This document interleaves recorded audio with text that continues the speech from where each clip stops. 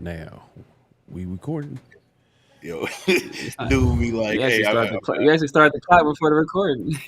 Yeah. Hey, man, I'm improving every day, man. Improving every week, every day. You know what I'm saying? Man. And what a week to be a Raider fan, man. Right. Yeah, it's been a crazy week, man. Been a crazy week. You know, hey, I'm man, it's kind of exciting, but at the same time, we'll get into it, man. We'll get into it. You'll get into it, man. Hey, you know, that betting stuff is crazy, man. Like, I bet you're going to sleep 8 hours and 8 minutes. I got the under on that one.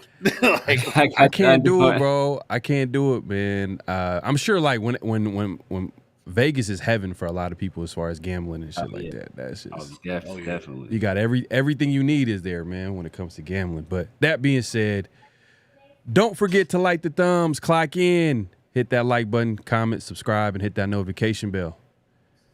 Here we go. Let's go. Great Pharaoh, the gift of Troy is a fabulous fabric from the land of the 5 rivers.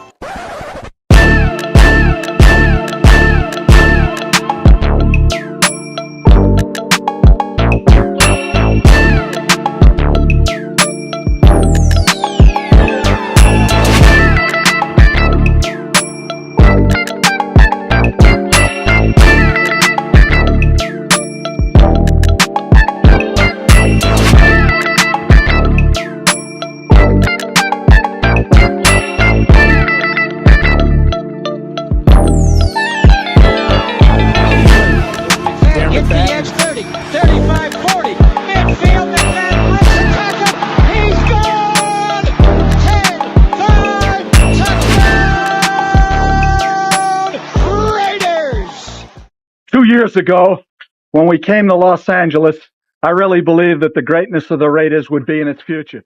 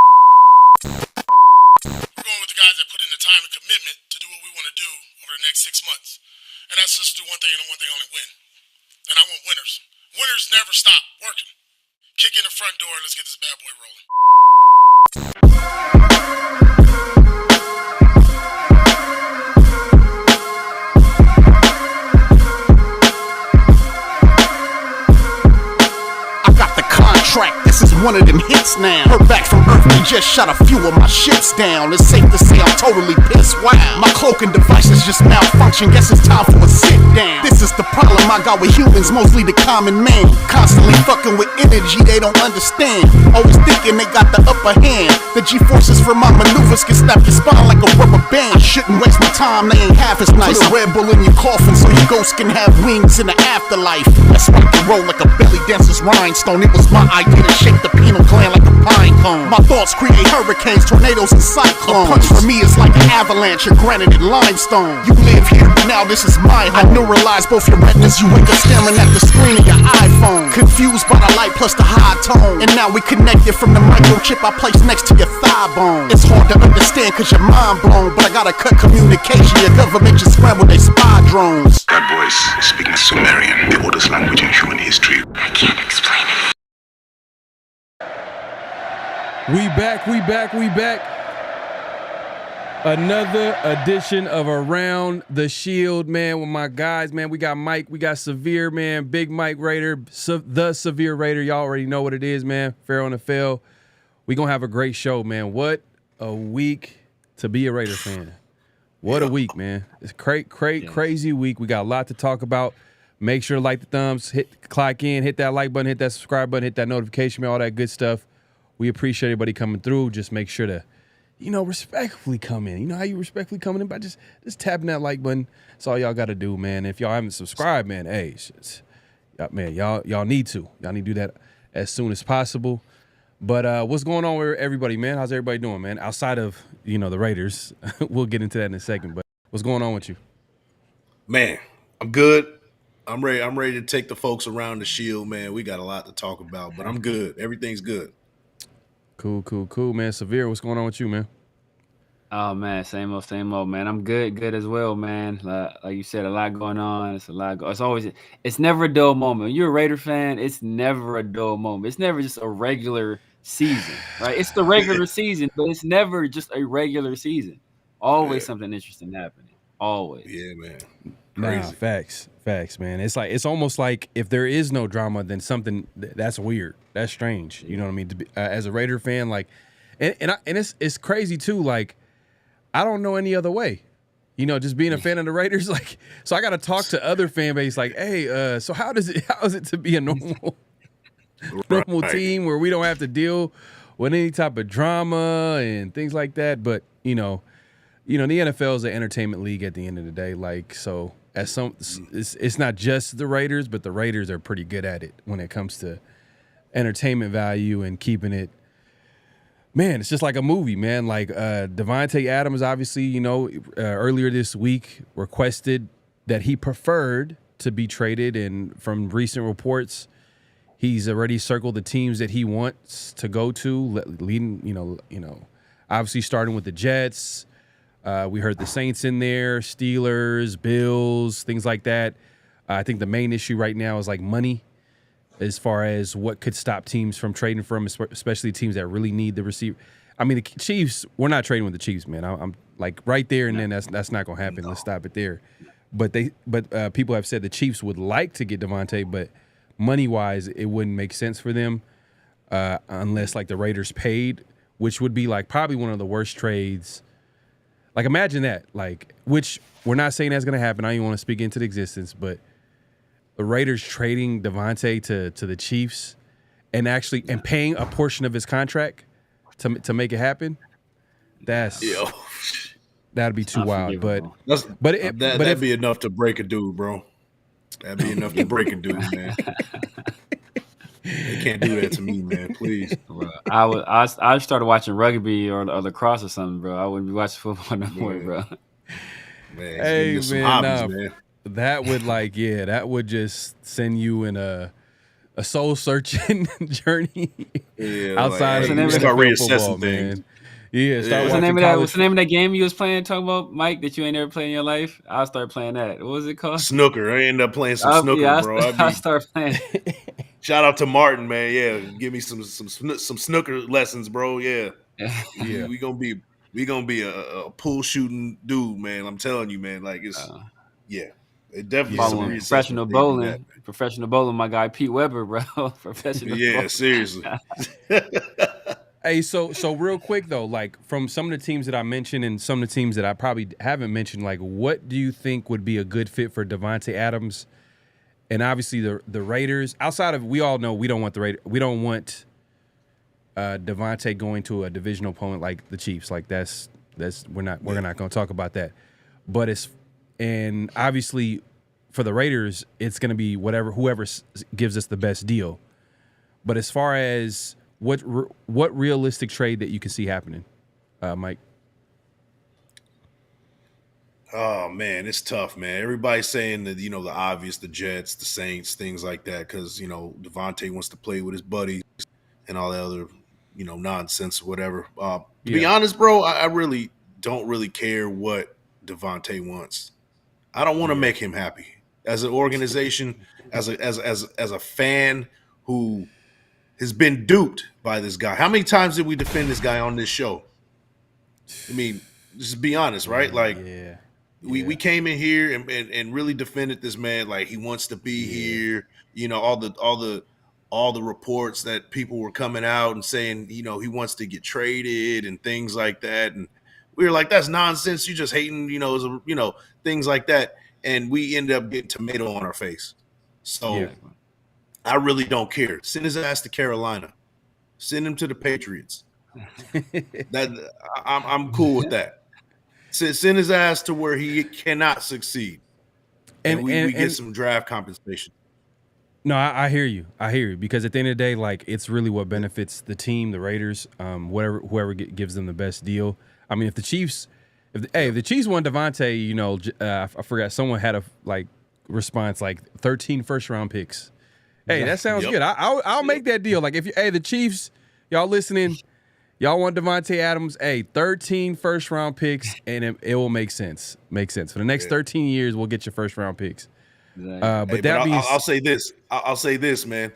It's gonna be a hard time trying to contact the Raiders if I was the Chiefs. If I was like monitoring calls and I saw Kansas City area code, I'm not answering that. You better find some secondary, third-dary, fourth-dary type of ways to get a reach of us. A carrier pigeon, a fax machine, a typewriter. You better find a way, because picking up a call from you guys, that's not going to happen. It's just not going to happen. And if that were to happen, that'd be the quickest way for Telesco to get fired. I think he would get the Josh McDaniels treatment out the door, as far as fans just screaming for his, dismissal and But hey, look, we're not even going to talk about that, because we know that's not going to happen. Let's knock on wood. I mean, severe, like. Hopefully you can make this clear too, because we're not one of those fans who are saying that Davante is trash. Davante is a great receiver. It's just he's made it known to Raider Nation, to the Raiders, that he's not all in, and he wasn't all. And the crazy part, the part that I'm like kind of that got me was the fact wasn't bought in for a while now. Yeah. And for AP, who's preached, hey, we want guys who are Raiders, who are fully bought in, and this guy is in the building, and hey, if we're being honest, he was part of the business decisions, if we're being honest. I think that's why he missed the game, because he made comments saying that he could, in that, if y'all paid attention to that K Adams show the other day, he made comments basically implying that he could have played last game, but he didn't.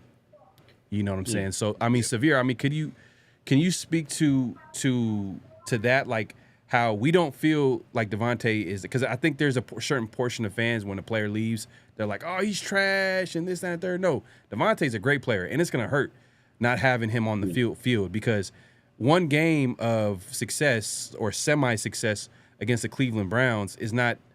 Teams are gonna figure out real quick what the Raiders are gonna do, and the Raiders are gonna have to adjust to that life after Davante. And could you speak to that and what I mean, well, I guess we can wait on that, but I mean, we'll talk about it. What can the offense look like without Davante, and what the types of trade compensation too that we can get from him as well? Yeah, so first of all, Davante is still a top 5 receiver in the league, right? He's still a top 5 receiver in the league. Like, make Yeah. no question about that. Like, even with the drops this year, he's still one of them ones, right? So, um, we not on here like doing that nonsense where we try to say he's not good anymore or he's trash because we're scorned or get emotional. Like, nah, we here to talk football. And in terms of football, he's still one of the best receivers in the league. So let's just get that out of the way first. Just in terms of trade conversation, man, it's going to be tough just because um, even though I think he still has this year and next year left on the deal. There's no guaranteed money left on this deal, so wherever he goes to, they're going to have to rework his contract because he's not going to play without any guaranteed money. Then there's the whole issue of how much of the money are the Raiders going to pick up, and all that stuff. So we're going to have to weave a particular path to try to execute a trade because the team's going to need cap space. Some of the teams are interested, like the Saints. They don't really have any cap space. So if they want to make a move, they're going to have to kind of get creative in terms of salary cap. So, Which they're good at. I mean, the team, yeah, which they're good at. They are good at. I mean, people really don't mess with Mickey Loomis, but Mickey Loomis is good at that because every year these fools is like damn near over the cap, and they always figure out a way to get under it. So, Yeah. I prefer not to send him to the Saints or to the Jets because I know that's where he wants to go. If we're getting Chris Olave or Garrett Wilson back, I'd consider that. I consider that because those are young wide receivers, young dynamic receivers. They're not on Davante's level, of course, but you still add another weapon into your offense. And another place I'll be looking at is the Eagles, right? They got AJ Brown, they got Devontae Smith. They're probably not giving up AJ Brown, but there's a possibility maybe we can get Devontae Smith out of him. He's another young guy. I know they want some more like polished, seasoned weapons up there, so that's the team I'd look at. But it's going to be hard to get compensation for him just because he's on the wrong side of 30. He's going to want more money, and then just his past volatility, right? He forced his way out of Green Bay because he wanted to come to Las Vegas. Now he's forcing his way out of Las Vegas because he doesn't want to play with the quarterbacks we have here. So it's going to be kind of difficult to find him a proper landing spot. Hey, I'm going to say this too, man, because I know you guys are like kind of on we don't want to send him to where he wants to go. I'm more like, who can give us the best deal? Outside of, I preferably don't want him in the same conference and in the same division, for, obviously competitive reasons. We don't want to play Davante and him have a great – I don't want to see that. No one wants to ever see that. So if the Saints want him, he's in the NFC. We ain't got to see him. Like, I don't care. Yeah. You know what I mean? We got to see him this year, though. Yeah. We do. But at one game, you know what I mean? One game, and I don't care. If the Saints want to give us a first or second and a good player or even a third and Chris Olave, I'll take that. I would take that. And I would definitely take – I've been talking about this, Garrett Wilson, because Garrett Wilson and Aaron Rodgers right now, they have kind of bumped heads at times, and also their chemistry ain't right. So that's something to keep an eye on, like, because if the Jets were a greatly run franchise, they would never make a trade with trading away Garrett Wilson. But the Jets are like the dysfunctional team on the East Coast. Yeah. And they're all in. They're all in on winning right now. And Aaron Rodgers, Aaron Rodgers. If Aaron Rodgers like, hey, I'll play for the next 4 years. Yeah. And they package a draft, a compensation which would include a second round pick or even a third round pick, and Garrett Wilson. I'll take that any day, because Garrett Wilson's on a rookie deal, and he's probably one of the best young receivers in the NFL. Like, he's not at the top, based off production, but we all see the talent in Garrett Wilson. Like, perfect deal for the Raiders because they're kind of, I don't want to say, if we're being honest, they're kind of semi in a rebuild mode. A little bit of rebuild. They're saying they want to win, but if you're gonna, but when you trade away Davante Adams, you're kind of saying that you're gonna blow up the offense a little bit, like because he's the guy that led the offense, he's that veteran, and now you're gonna go younger, you know what I mean, and you're gonna go cheaper. And they started it in the draft by getting, JPJ. I'm sure next offseason they're probably gonna do the same. Maybe add some more young pieces in the draft again. I mean, Mike, what do you think? Where do you think the direction of the Raiders is at this point with Davante being traded? I truly believe in an addition by subtraction. Like, we've heard that before, and you see the Bills, they improved their offense minus a Diggs. Diggs is gone, but their offense looks better than ever minus this past game against the Ravens. But the offense is improved without him. Mm-hmm. I'm not going to jump out the window with the Raiders saying that we're going to be an improved offense, but we've seen it, in that Browns game that it was, things were distributed a little bit differently. They were a little bit more creative. Maybe, that pressure on Gardner Minshew, whoever the quarterback is kind of lifted off of him from not having to worry about getting Davante Adams, these amount of touches and this and that, and kind of forcing the ball to him or we don't know how Davante Adams is in the huddle. Maybe he's like, get the ball to me. I don't care. Throw it to me. I don't care. Hey, I could take this dude. That's if you're dealing with another battle within the battle, that could also be a problem for a quarterback. Now, I'm not saying that's what it is, but, we don't know. We don't know if that was a problem or not. We were saying the same thing last year or 2 years ago when Davante Adams just got here and Derek Carr was really trying his hardest to kind of force him the ball. He threw 3 interceptions that first game, with Davante Adams against the Chargers. So, maybe it's one of those things where quarterbacks who are not at the Aaron Rodgers level are like, dang, like, hey, I got to get Davante Adams the ball. You know what I mean? And in that situation, maybe Aaron Rodgers is the only guy that can kind of work with him, and get him the rock in the way that he wants the ball. And if that means we got to send him to the Jets and the Jets really want him, maybe that is the best compensation because, like you said, they're in win now mode. We know that's a bunch of BS, but they're in win now mode.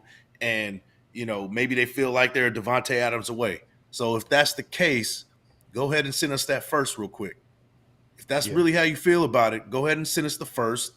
Yeah. And whatever else you need, whatever else to kind of square it up, and then let's move on. That's how I feel about it. I think it could possibly happen because we might not get a second round pick. I'm not sure if we're able to do that. Possibly, who knows? But I think the Jets right now, are they run by Joe Douglas, the GM, or does Aaron Rodgers have a lot more pull in that franchise right now? If you think of that if you think about it from that perspective, because I think low key they're that coaching staff and that front office is on a hot seat this year. Yeah, but the thing is that Aaron Rodgers, have you ever heard the saying, like, as soon as you drive a new car off the lot, you lose like $8,000 in value. As soon as the Jets saw Aaron Rodgers playing, his control over that franchise diminished greatly. The thought of Aaron Rodgers and what he can be with the Jets was greater than what we're seeing actually Aaron Rodgers do. So, especially right now, Aaron Rodgers really hasn't been playing his best ball. He ain't playing bad. He ain't necessarily been playing his best ball. So they thought they were getting Aaron Rodgers, like Green Bay, back-to-back MVP Aaron Rodgers. And now they just getting like regular ass, Aaron Rodgers, like this generic off-brand version of Aaron Rodgers. Right. So back end of his career, Aaron Rodgers. Exactly. They're getting Brett Favre with the Jets or Brett Favre with Minnesota, right? They're not getting Green Bay Brett Favre, even though he has some solid years at the end of his career, but they're not getting like the Brett Favre, like, that John Madden would get a hard on every time he watched him play. Right. Like, they're not getting that guy. So I think his value, he doesn't have that much control. And think about Davante, much too, like what Mike was saying, it's addition by subtraction for 2 reasons. Obviously, the guy didn't want to be here. He wasn't bought in. But if we can move him either for draft capital or for a younger player, that would fit in much better with our timeline, right? If you look at all of our players, they're all right in that range. Kuntz, he's 26. Max is 27. Wilkins is about to be 29. Jacoby's about to be 28. Colton's about to be 29. Like, all these guys are on the other side of 30, and we still got some years with them, right? Same thing with Nate Hobbs. Same thing with Jack. Same thing with Jacorian. All these guys are fairly young. So if we can flip that and get a guy that's younger that fits in better with this timeline, then this team can really gel. And cheaper, this team could really gel and grow together and turn into a winning team. And we ain't and especially if it's a guy we draft, because then it's not like a mercenary where the guy came here expecting something from us. Like, it's a guy that we drafted and we built and we brought him up in this culture. And so I think that's a much better situation. And then we also got to say this. We also got to say this too. Let's be real, man. Davante and the Raiders are not a good fit. Like, now that we know that he's leaving, can we be honest, y'all? Like, if anybody watching, like, Davante Adams is not a good fit with the Raiders. There's no quarterback. We don't have a quarterback that's going to get him the ball consistently. He obviously, we talked about his age. He's still going to be a good receiver. I think he still has some years left, but I'm sure he's thinking, who's going to give me the best chance to win a Super Bowl and also get me the ball? And now the Raiders, the last few seasons, have not done a good job to do that. And from what we heard with reports, you already know, man, like, he's been wanting to leave for a while now. So it just wasn't a good fit. And hopefully the Raiders can get some compensation. I'm hoping they get if they can get a second or first round pick. I know first round pick is like dreaming, but a second round pick, bro, would be huge, because especially when trying to trade up to get that quarterback of the future. Yeah, and you know what? You know what's crazy about this whole thing is that if this news didn't come out this week about Davante, you look over on the other side with the Jets. If I didn't know any better, I would say that they'd be ready to kind of get rid of Aaron Rodgers. Yeah. Like, it ain't the grass ain't green on the other side. Like, it's not, And even a Davante Adams going over there isn't going to solve that problem over there. That's just the truth of the matter. So, But the reason why I bring up that point is because when people's job is on the line, they will do anything to keep it. They're going to try because everything, like the head coach and that GM, everything is tied to the success of Aaron Rodgers. So how do they make it successful? Oh, you're having chemistry issues with Garrett Wilson? Who's a guy that you have a lot of chemistry with that y'all could just pick up and just play ball? Davante Adams comes into the room, and that's it. I'm just saying they'll be, if it means that they'll get another year or whatever, and it gives them a chance that keep their jobs longer. I think the Jets might be motivated to make that deal happen, but we'll see, man. There's plenty of time too. That's why, like, a lot of people are saying that the Raiders don't really have a lot of leverage. I'm like, I don't know. The trade deadline, they got all the leverage. Well, you know what it is too, is that Davante won't sign. He has to sign a long-term deal. Yeah. So there's that. I mean, if Davante says I'm not going to sign a long-term deal, to be honest, nobody has leverage. Davante doesn't definitely not have leverage. The Raiders, it's not advantageous for them to get rid of him. Yeah. What are we talking about? You know what I mean? What would be advantageous if this news didn't come out, this is what I was getting at. We would be trading to get Aaron Rodgers. And that's definitely not going to happen. But the Jets are struggling over there. Aaron Rodgers looks miserable over there. Nobody's talking about how miserable, Aaron Rodgers is, and nobody's talking about how miserable, how they're ruining a Hall of Fame career over in New York. You know what I mean? Like, nobody's talking about that. But everybody's talking about how we're ruining a Hall of Fame career with Davante Adams. Yeah. True. I just find it like hypocritical that, it's one side that only Davante Adams is suffering, but Aaron Rodgers over in New York, he's not. He's going through probably worse because that defense is Super Bowl caliber over there in New York. Yeah. And you would think that the offense would be clicking on all cylinders, especially you got, a guy like Aaron Rodgers and a wide receiver like Garrett Wilson who showed that he could be elite sometimes. So guess who their OC is? Nathaniel Hackett. Is it Hackett? If I say, is it Hackett? Right. Yeah. Yeah, that's it. yeah. See, but that's a Davante. See, Davante learned from the best because Davante brought in this guy Luke Getsy, and then same thing with Aaron Rodgers. Aaron Rodgers brought in this guy, Nathaniel Hackett over there. So that's why he has that job. It's because of A-Rod. And you know what? That's even more like. Because Sorry, bro. A-Rod I wants- meant to cut you off. No, go ahead. Go ahead. Man, bro, like that's the most frustrating thing about this thing is that Davante Adams even got his guy in here. Nobody wanted Getsy in here except for him. Yeah. That was his guy. And now he's turning around and saying he don't want to be here. Like it doesn't make any sense. Yeah. It's not advantageous for either side for him to get out of here. It's more advantageous to bring an addition to make him happy. But of course he's already said he wants out. So I don't know, man. I'm gonna play the other side to it, because everybody, obviously we're all like frustrated with Davante Adams. But before you do that, Pharaoh, I just wanted to speak on the leverage part real quick. So Go I ahead, think go I know ahead. the only team where we may have some possible leverage with is with Aaron Rodgers and the Jets, because like both of you guys kind of stated, like everybody's kind of all in the situation, right? Yep. And it's a short term thing. Mm-hmm. Aaron Rodgers ain't playing for no long time. He has this year, next year, maybe another year after that. So they're not good. So they shouldn't be expecting to try to sign Davante to a long term deal. Davante's 32 years old. I'm sure they don't want him 35 years old trying to come up with no young quarterback anyway. So they're kind of in to push all the chips to the middle of the table right now. Let's make it happen right now. So that's the only team where we may be able to extract a little bit of leverage out of. But even with that, we need some other bidders there at the table, because if they're the only show in town, then it's just a stare down at that point. It's like we're playing chicken and seeing who blinks first. I think there's other teams. I think other teams are interested in Davante Adams.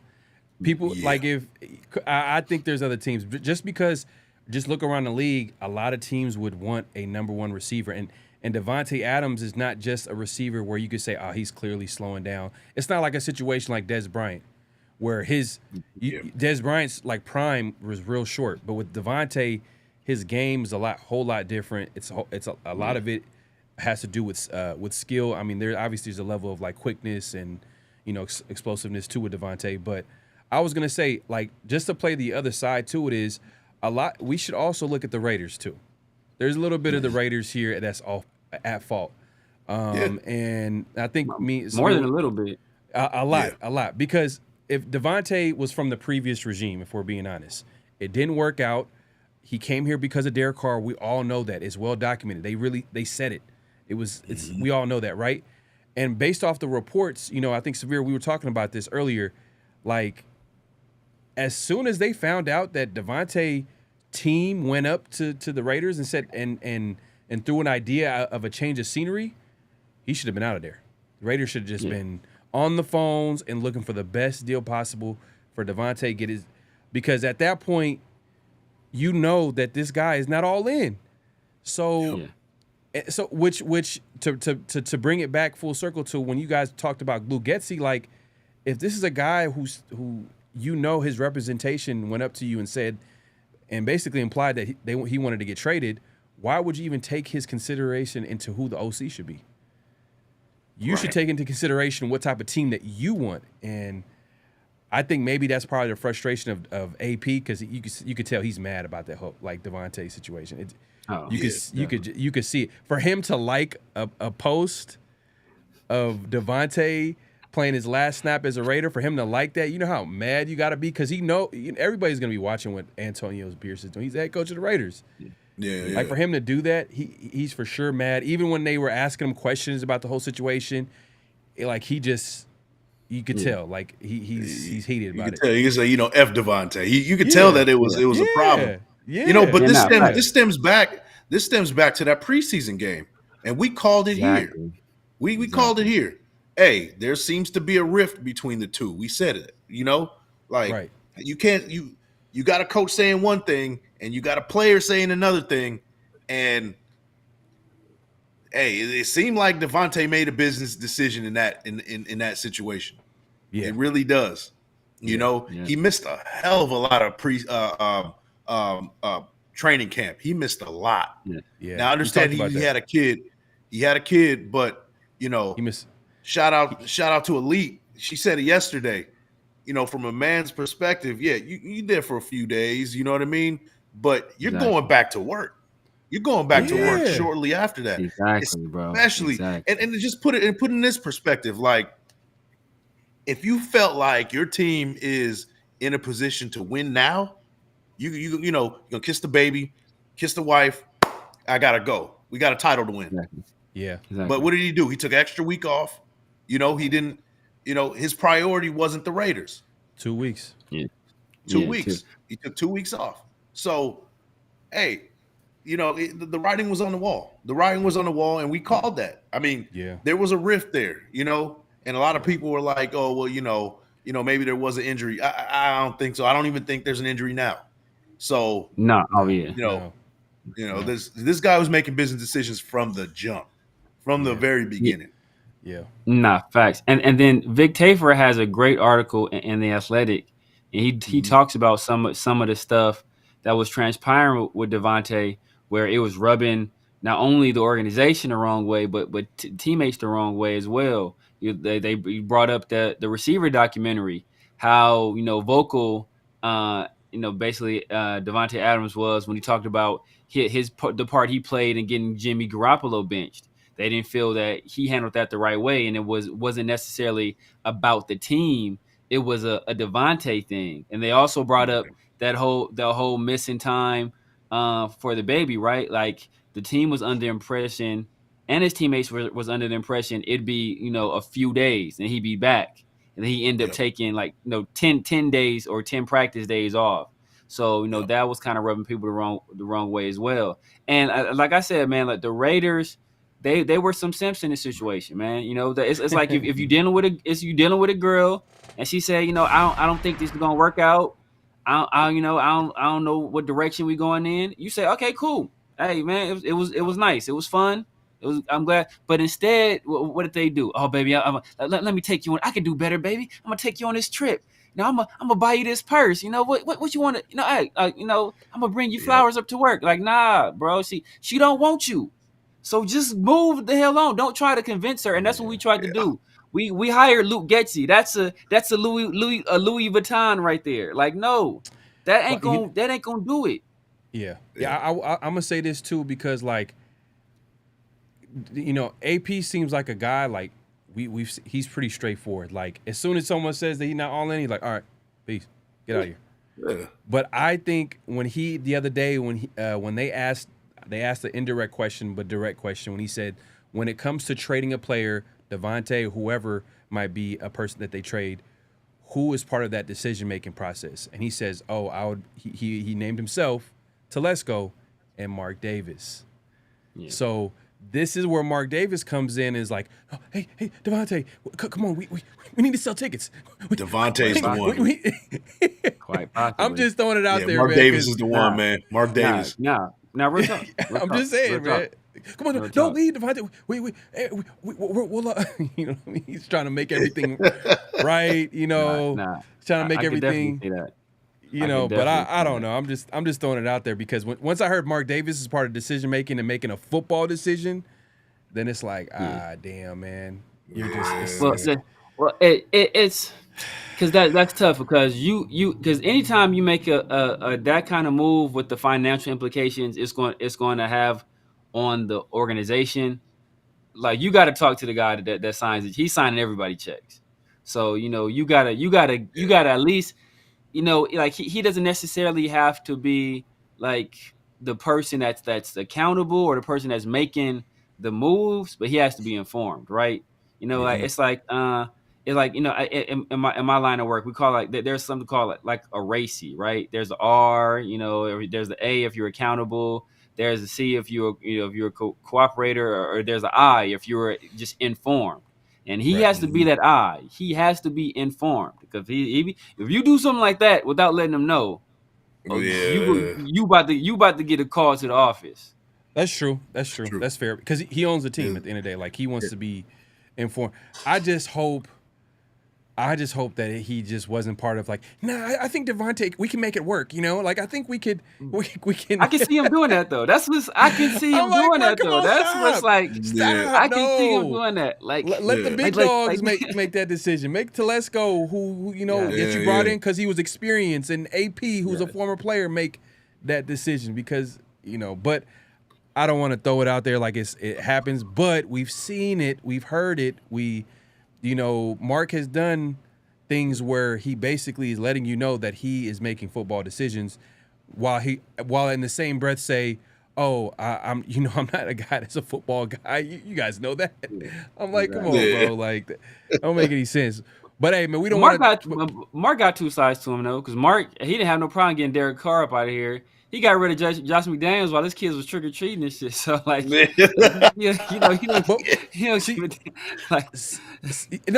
But the thing is though, that's the thing though. Mark, he's kind of a fan. You know what I mean? Like, kind of. He has a mentality of a fan. Yeah, because a lot of the decisions that he made were based kind of like how a lot of the fan base felt, whether it was Derek Carr or whether it was obviously Josh McDaniels. You know what I mean? Like there'll be a time where he'll be like, oh yeah, this makes a whole lot of sense. We're getting Josh McDaniels. He won all those rings with Tom Brady and da-da-da-da on this, that, and third. Mm-hmm. And then like he literally was getting harassed at the game. He's like, no. I'm not dealing with this no more. You know what I mean? I don't want that kind of smoke, man. Like, I don't know if y'all remember it. Like, it was like there was some clips going viral, like people running up on Mark, like, y'all need to fire Josh McDaniels. And literally a week later, McDaniels get fired. You know what I'm saying? Like, couldn't even enjoy his PF Changs, man. People was on his ass. Like, it's crazy. Just run up on the Dodge Caravan with yeah, for real. Like, man, man. I don't know. It's tough, man. It's tough. Like, I would like to hope that Mark Davis is kind of evolving from having that kind of mentality, but he just seems like the type, like, let me feel out what the fans are saying, and then he's gonna roll with that. He's just too close. What I mean? Like, he just too. There's no there's no level of separation. Like, I understand what Severe's saying 100%. Like, if you're the owner of something, of anything, you know what I mean? You want to be informed when it comes to the big decisions because it might have something to do with you making money or whatever the case may be. It's a big decision. But in this case, like, I don't think he should be making football decisions. So we can all agree on that. Like, you should rely on the experts, which he does with his WNBA team. But for some reason, with his NFL team, it's a little closer to heart because his pops was owner all them years, and he did it his way. And I'm sure he's probably like, I'm gonna be like Pops. I'm gonna do it my way too, subconsciously. But he'll have interviews where he's like, yeah, I do need to get a football guy that can that's like above the head coach and GM.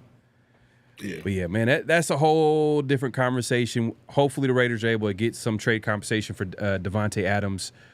They do have a game this week. I don't know if y'all forgot, but they do have a game this week.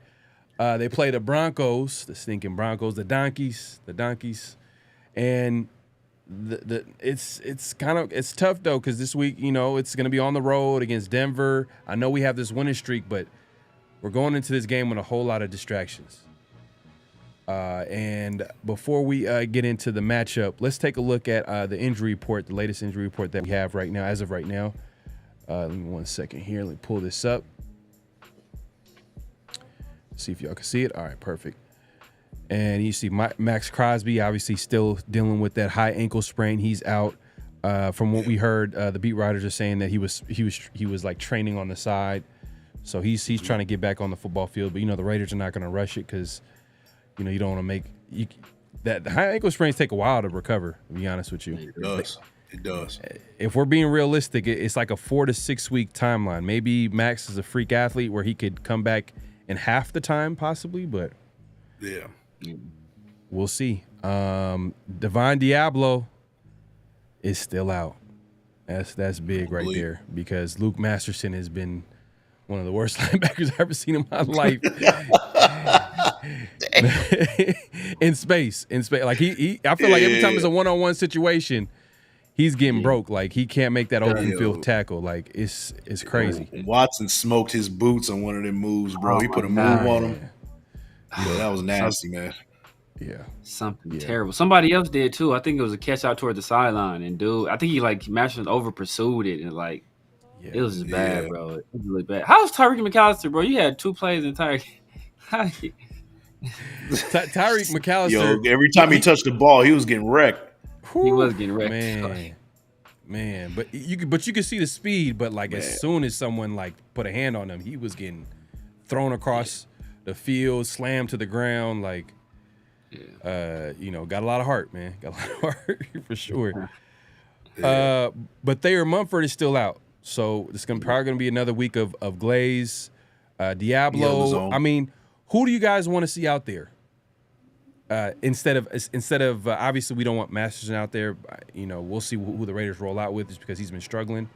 But who's the linebacker that you want to see take that weak side linebacker spot? Hey, one of the Amaris, man. Whether it's Bernie or Gaynor, I really don't care. It's 1A, 1B at this point. Both youngsters. I want to see one of them out there. Eichenberg will be cool for whatever reason. They're kind of baby in that situation. I don't know why, but he's been playing a lot in special teams. So let Gaynor and Bernie kind of battle it out. Who's gonna get the starting spot, and they'll probably split time anyway. But I want to see one of those two on the field. Yeah. Okay. Yeah, man. I could agree with you on that, man. And it's because they're a lot more athletic than Masterson and Eichenberg too as well. So you put those guys in there, you might get a little bit more athleticism that you had with Divine Diablo. But we'll see, man. Raiders going to have to figure some things out, because we definitely won the game, but we played against the offense that's also struggling too, if we're being honest. So, and Denver, I don't think they're doing too well offensively as well, because they're dealing with their rookie quarterback issues and threw for 60 yards the entire game. Yeah, exactly. The last game. So, and the 32nd in the league in offense. So we got another situation where, hard nosed defense, but that offense is not good. So, we're gonna have to bring our hat though, because we're gonna get into the mud with them. I definitely believe that. Man, this injury report is pretty crazy. We got DeCamerion Richardson, who hasn't even played a snap in the regular season. He's still out. Rookie cornerback. Michael Mayer is out for personal reasons. You say it again? He's on that Raiders scholarship again. You think I said DeCamerion FaceTime. We got Richardson on the Raiders scholarship. For real. Yeah. Nah, for real. And he has that hamstring injuries, and hamstring injuries are ugly, man. Like, damn near should be an IR candidate, to be honest with you, just because he's already missed 4 games. So might as well have been. I mean, they're like, at this point, they're like, hey, he's missed 4 games, so he might come back in a couple. You know what I mean? Like, I don't know. Michael Mayer, who's out for personal reasons. Me and Severe talked about this, and the other day we had a show where we're like, we're questioning everything, especially after those big business decision comments by AP. We can now see that Davante was one of them. We've seen Jack Jones one of them. Is Michael Mayer one of them? Michael Mayer is out for personal reasons. Is he a guy that might possibly on the trade block? He's not unhappy with his role. Obviously, he was a highly touted star coming out of Notre Dame, baby Gronk, coming into his second season. He was you could tell like he was super confident. He definitely thought he would have more of a presence in the offense. He has really team captain too as well. So I don't want to hope the worst, because we haven't heard anything official saying that he's going to get traded or anything like that. But like I said, we got to question everything. I mean, what do y'all think about this? I mean, Mike, let me start with you, since me and Severe talked about this. What do you think about this? Like Michael Mayer being out for personal reasons, can he possibly be traded? You might be on the money with that. I thought maybe it was like a family issue or something like that. But the more I think about it, a lot of this stuff happened post business decisions statement, right? Yeah. People started disappearing all of a sudden. You know what I mean? People started walking a little bit differently. We haven't heard from Michael Mayer since then. So And from Michael Mayer's perspective, like he sees a guy like Brock Bowers getting kind of his volume, and you look at that and like, hey, where do I fit in? Am I the fifth option here? Am I the sixth option? Like, where do I stand? So, and we don't have the quarterback that can really like kind of operate it and get both involved, unfortunately. So, he might be like, hey, give me somewhere where I can succeed. Put me somewhere else. Now, the problem with that is like, what do you get for him? Because getting like a mid-round pick is not enough. It's not enough. Michael Mayer is still until proven otherwise, I think he's still, he could be a top 10 tight end in this league. Yeah, I believe. He has that potential to do so. So I don't. Yeah. I just don't. I don't want to get rid of him for a fourth or fifth or anything like that. Yeah. Maybe you package him with a Davante Adams, and then maybe you do get that first in that situation from a team. And Garrett Wilson or something like that. If we can do that, I'll do it. Yeah. It has to be a package deal. Like he can't just be an individual trade, because then we get scraps for that, and that's not good for business. That's not good for the team. But I think Harrison Bryant is probably playing better ball than Michael Mayer at this point. So Harrison Bryant, I don't know if you guys saw any of the tape, but a lot of his presence was felt through the blocking.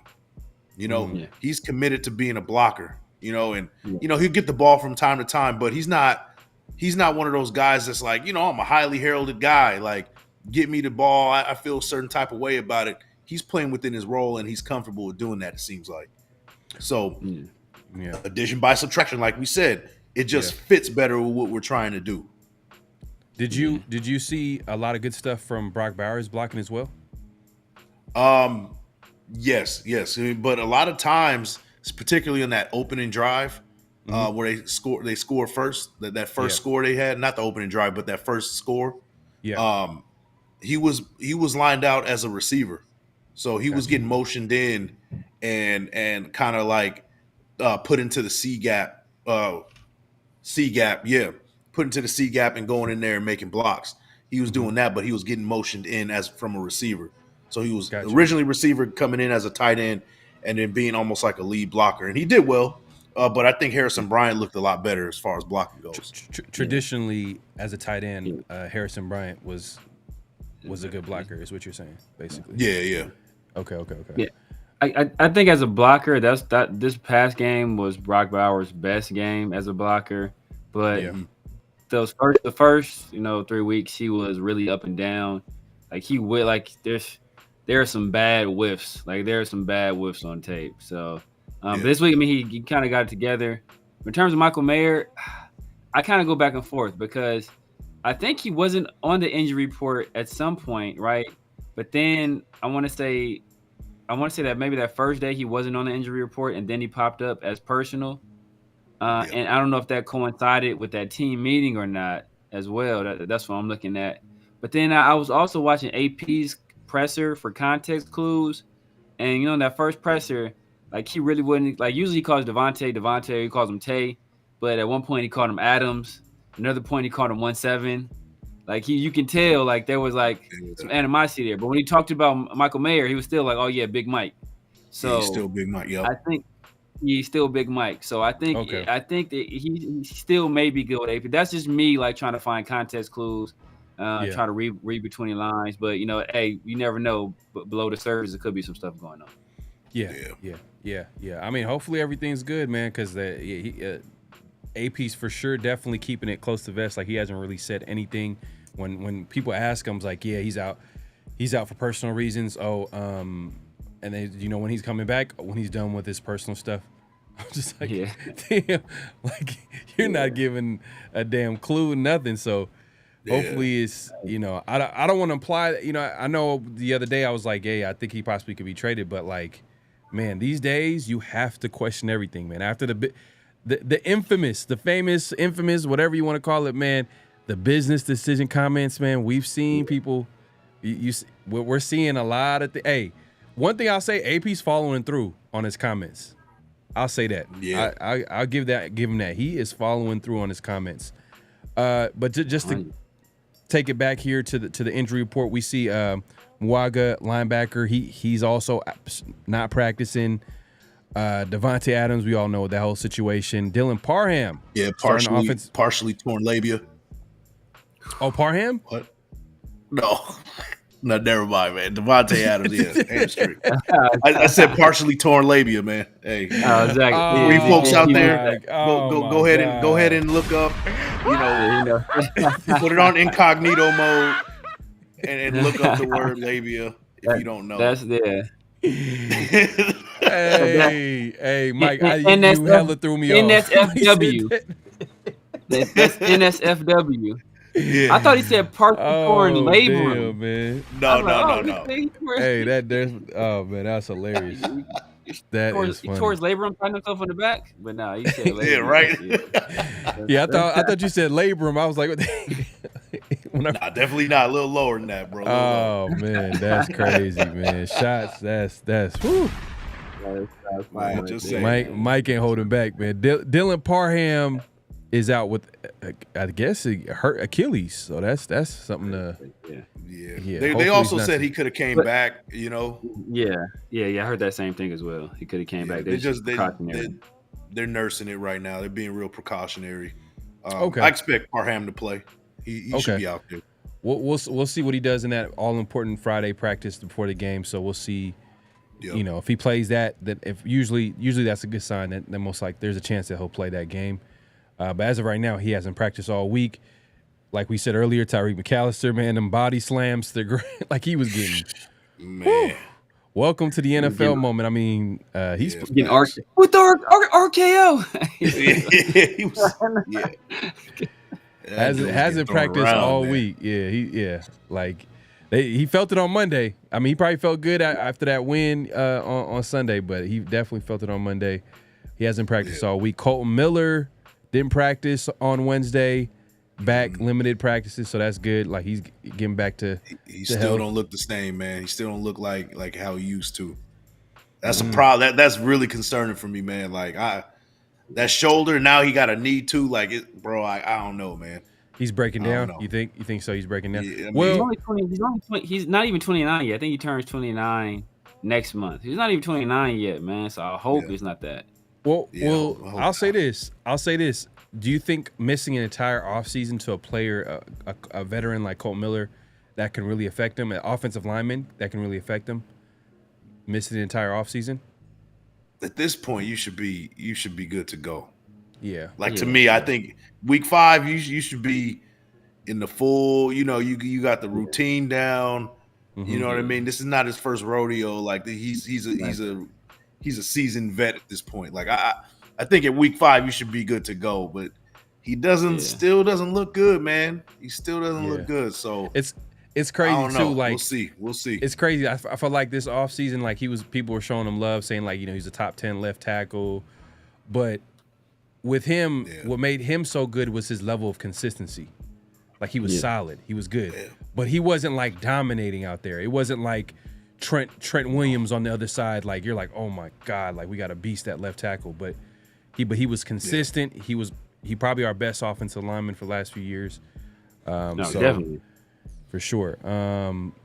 Before that, I think you say Hudson maybe was our best offensive line center. You know what I mean? Definitely Rodney Hudson. Rodney Hudson was a monster, and then he kind of fell off a little bit later in his Raider career. But he's back at it. He's limited. Jacorian Bennett is on the injury report, but he's fully practiced. So, hey, shout out to Jacorian Bennett, man. He's having a breakout year, bro.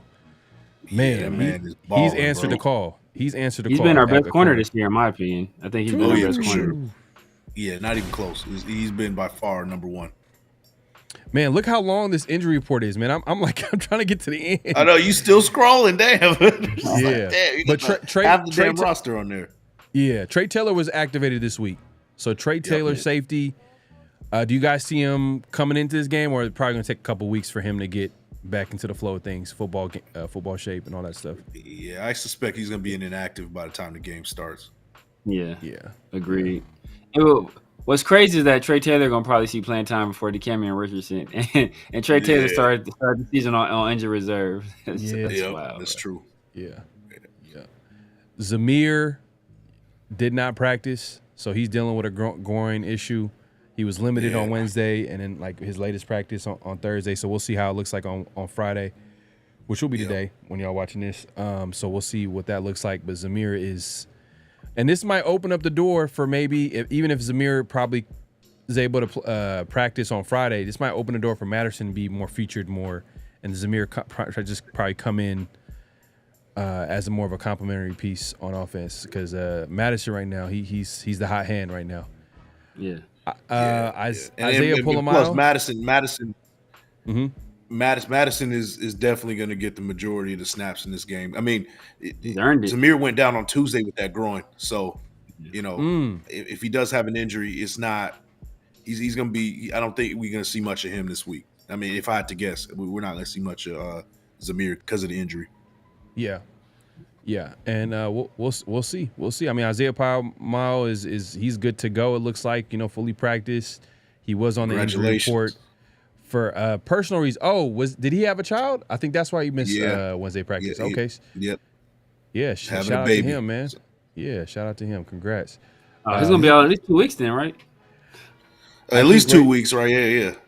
Yeah. Oh, 2 weeks? Or not, man? Maybe he's taking the Davante special. Well, he had to, he had to repair that labia that he tore. He turned in his FMLA form. We're gonna be out 2 weeks.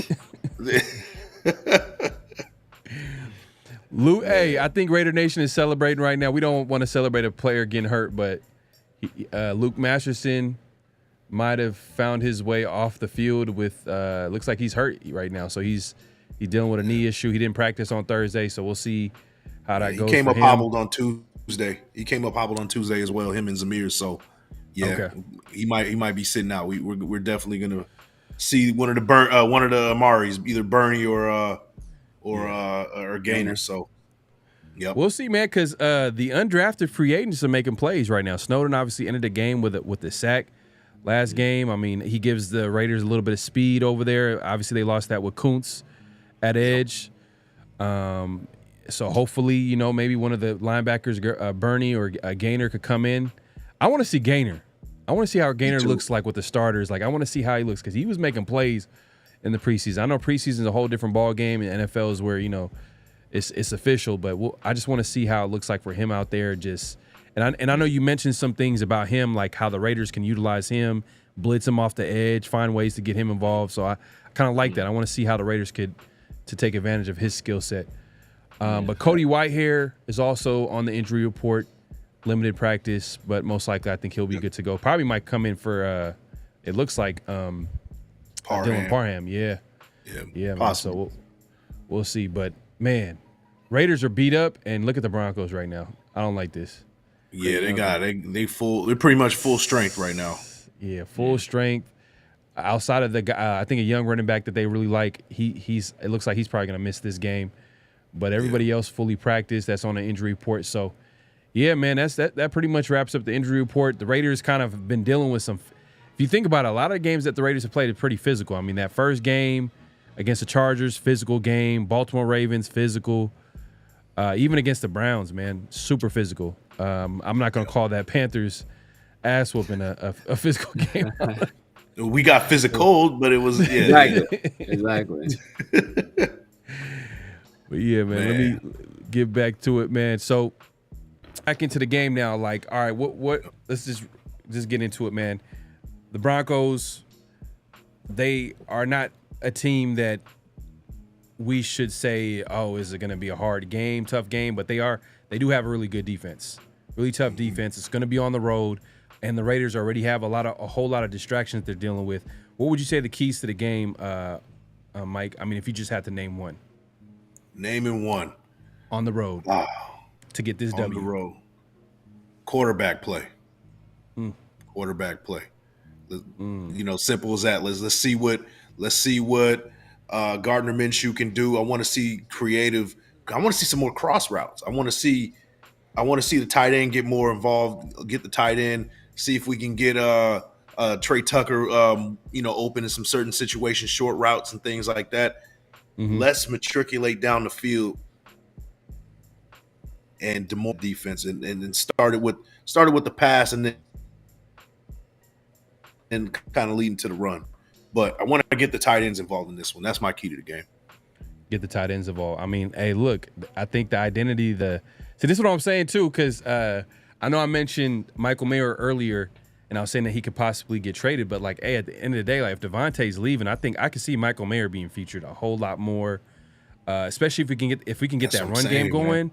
This entire offense can change, especially with Davante out. Now they can fully commit to, severe shout out to him. He was talking about how like they can really feature Brock Bowers and use some of the stuff that he did in college and the type of offense that he was in. So, hey, I think the Raiders can do some stuff, but we got to see it because Denver's they're going into this game the third ranked defense in the NFL, man. So it's going to be a tough defense. Severe, what would you say a key to the game to win this game? Kind of similar to what Mike was saying, but a little bit different. I'm just going to talk about offensive ingenuity. I think we have to be creative to attack this defense. I think straight up, while I think we have the skill position players, I don't think we have the quarterback to really beat these guys straight up. I mean, two of the better quarterbacks in the league, conceivably right now, Baker Mayfield and Aaron Rodgers, they both lost to this team, right? One of them lost to this team with Bo Nix, as Mike alluded to, only throwing for 60 yards. So I think we kind of got to get creative, do some of that stuff that Georgia was doing with Brock Bowers. Just find ways to get the ball in his hand and let him just, run after the catch. Find ways to get Jacoby more involved. I doubt if Michael Mayer is back this week, but Brock Bowers is used to running that running with another tight end. He had Darnell Washington at Georgia, so we need to utilize these guys. I want to see us maybe hit Trey Tucker. We've been missing him. Hit him on a deep route. Do some jet sweep stuff. Do some more RPO stuff. Some misdirection stuff. Like take advantage of this defense's aggression. And I know right now I think Zach Allen he's leading the league in pressures. Playing on the interior of that defensive line. So use our speed to attack the perimeter. I think we just have to be creative offensively in order to beat a team like that. And you don't want to get too cute, but you want to be creative. And I know that's a fine line, but I think we have to toe that line if we want to win this game. So we got to get creative on offense, and then Mike, you said we got to get the tight ends involved. I would say I'm gonna go to the other side of the. I think the way the Raiders got to win this game, I don't think it's gonna be offensive. We're gonna have to do some things offensively to contribute to winning the game, which I agree with you guys. But I would say that this got to be a Patrick Graham game. Rookie QB, we got to figure a way to dominate the line of scrimmage, get after him, make him force a lot of turnovers. I think that's going to give us a chance to win the game. If the defense, we got to win ugly. At the end, this is going to have to be another ugly game. It's going to have to be another ugly game. We're kind of beat up right now as far as the team and the injuries and stuff like that. So we got to get in there and get out and try to figure out a way to win. And I think part of that has to be the defense needs to get after the quarterback and force a lot of turnovers to a rookie QB, because what Patrick Graham is doing on defense, I feel like he's doing a good job of disguising what he's doing and sending guys where they're not expecting. I think Chris Snowden, I think that was like a stunt that Chris Snowden did at the end of the game. There was like a 5-man blitz. I got the play. We'll get into it. You got the play. Yeah. So we'll get into that. But that's something that teams are not expecting, and you're doing that against a guy over there that's a rookie QB that hasn't seen a whole lot for that's a quarterback for the Denver Broncos. I think Bo Nix. I think that's going to be the recipe to win this game, man. I think it's going to have to start with the defense, and then the offense got to complement the defense, which is how we kind of looked at this entire season. Is the defense got to lead the way, and then the offense got to complement the defense. Run the football, find ways to get the balls to the playmakers. But in this game, I think with everything going on offense, I know, Severe, you said, like, hey, find creative ways, but I don't want us to get too cute on offense. I want, build off that run game. Let's build off that run game. And I guess that's a bonus. Like, try to build off that run game that we had last week. We had, over 150 yards rushing. So hopefully we can find a way, let Madison, maybe Madison has a career resurgence this year with the Raiders. Who knows? Yeah. Well, I will say this, man, two points. To Severe's point, he's talking about, not getting cute, but mixing things up. Use the players you got, their strengths. Now, we saw Tyreek McAllister getting those sweeps to the outside, and he broke for one on that scoring drive, 12 yards. I want to see DJ Turner back there. He seems like a Debo Samuel. Yeah. He has the same type of build. He can be back there and bring some power and speed. Yeah. And then, we saw Brock Bowers on jet sweeps. We saw, we saw Trey Tucker score on the end around. That's the way where you can use the guys you have, the strengths, and not be cute with the run game, but mix it up at the same time. Yeah. Now, to your point, bro, you're absolutely right. This is a defensive game that needs to be led by the defense. Mm-hmm. Bo Nix has his quarterback rating is like in the 30s under pressure. So what does that mean? That means turnover city. Yep. We got to get the fumbles. We got to get interceptions, short field to the offense, and that's going to win the game. So, yeah, I'm with you on that one, man. Yeah, no, 100%. I think everything contributes to winning the game, or everything that we talked about. I just feel like this game, with everything going on with Davante Adams and how we felt like the offense with all these playmakers, now we just got to make it supremely simple. This is a game where we got to do what works. Just like AP said last week, we got to do what works. And in this game, I think we got to get after the quarterback. And I think that, man, this might be a game, man, I can kind of see it. It's hard to predict this, but who cares? I'm going to predict it. A Raiders defensive touchdown. You know what I mean? Just because with Bo Nix, he's gonna do something. If Patrick Graham is in his bag, he's gonna force him to do something that he didn't. He's gonna regret. So we'll see how it shakes out. That's pretty much wraps up keys to the game. Denver Broncos. I think we've won 8 straight games. I think 8 straight games. So we'll see, man. Hopefully we could continue that streak, man, and the Raiders could block out all the noise with Davante Adams and everything that's going on this week. And I guess that's a good segue, man. And everybody in the chat, man, make sure to clock in, hit that like button, hit that subscribe button, hit that notification bell. Like the thumbs, man. Like, comment, subscribe, hit that notification bell. You guys are going to be seeing this on all our channels, so if you guys haven't already, make sure to do so.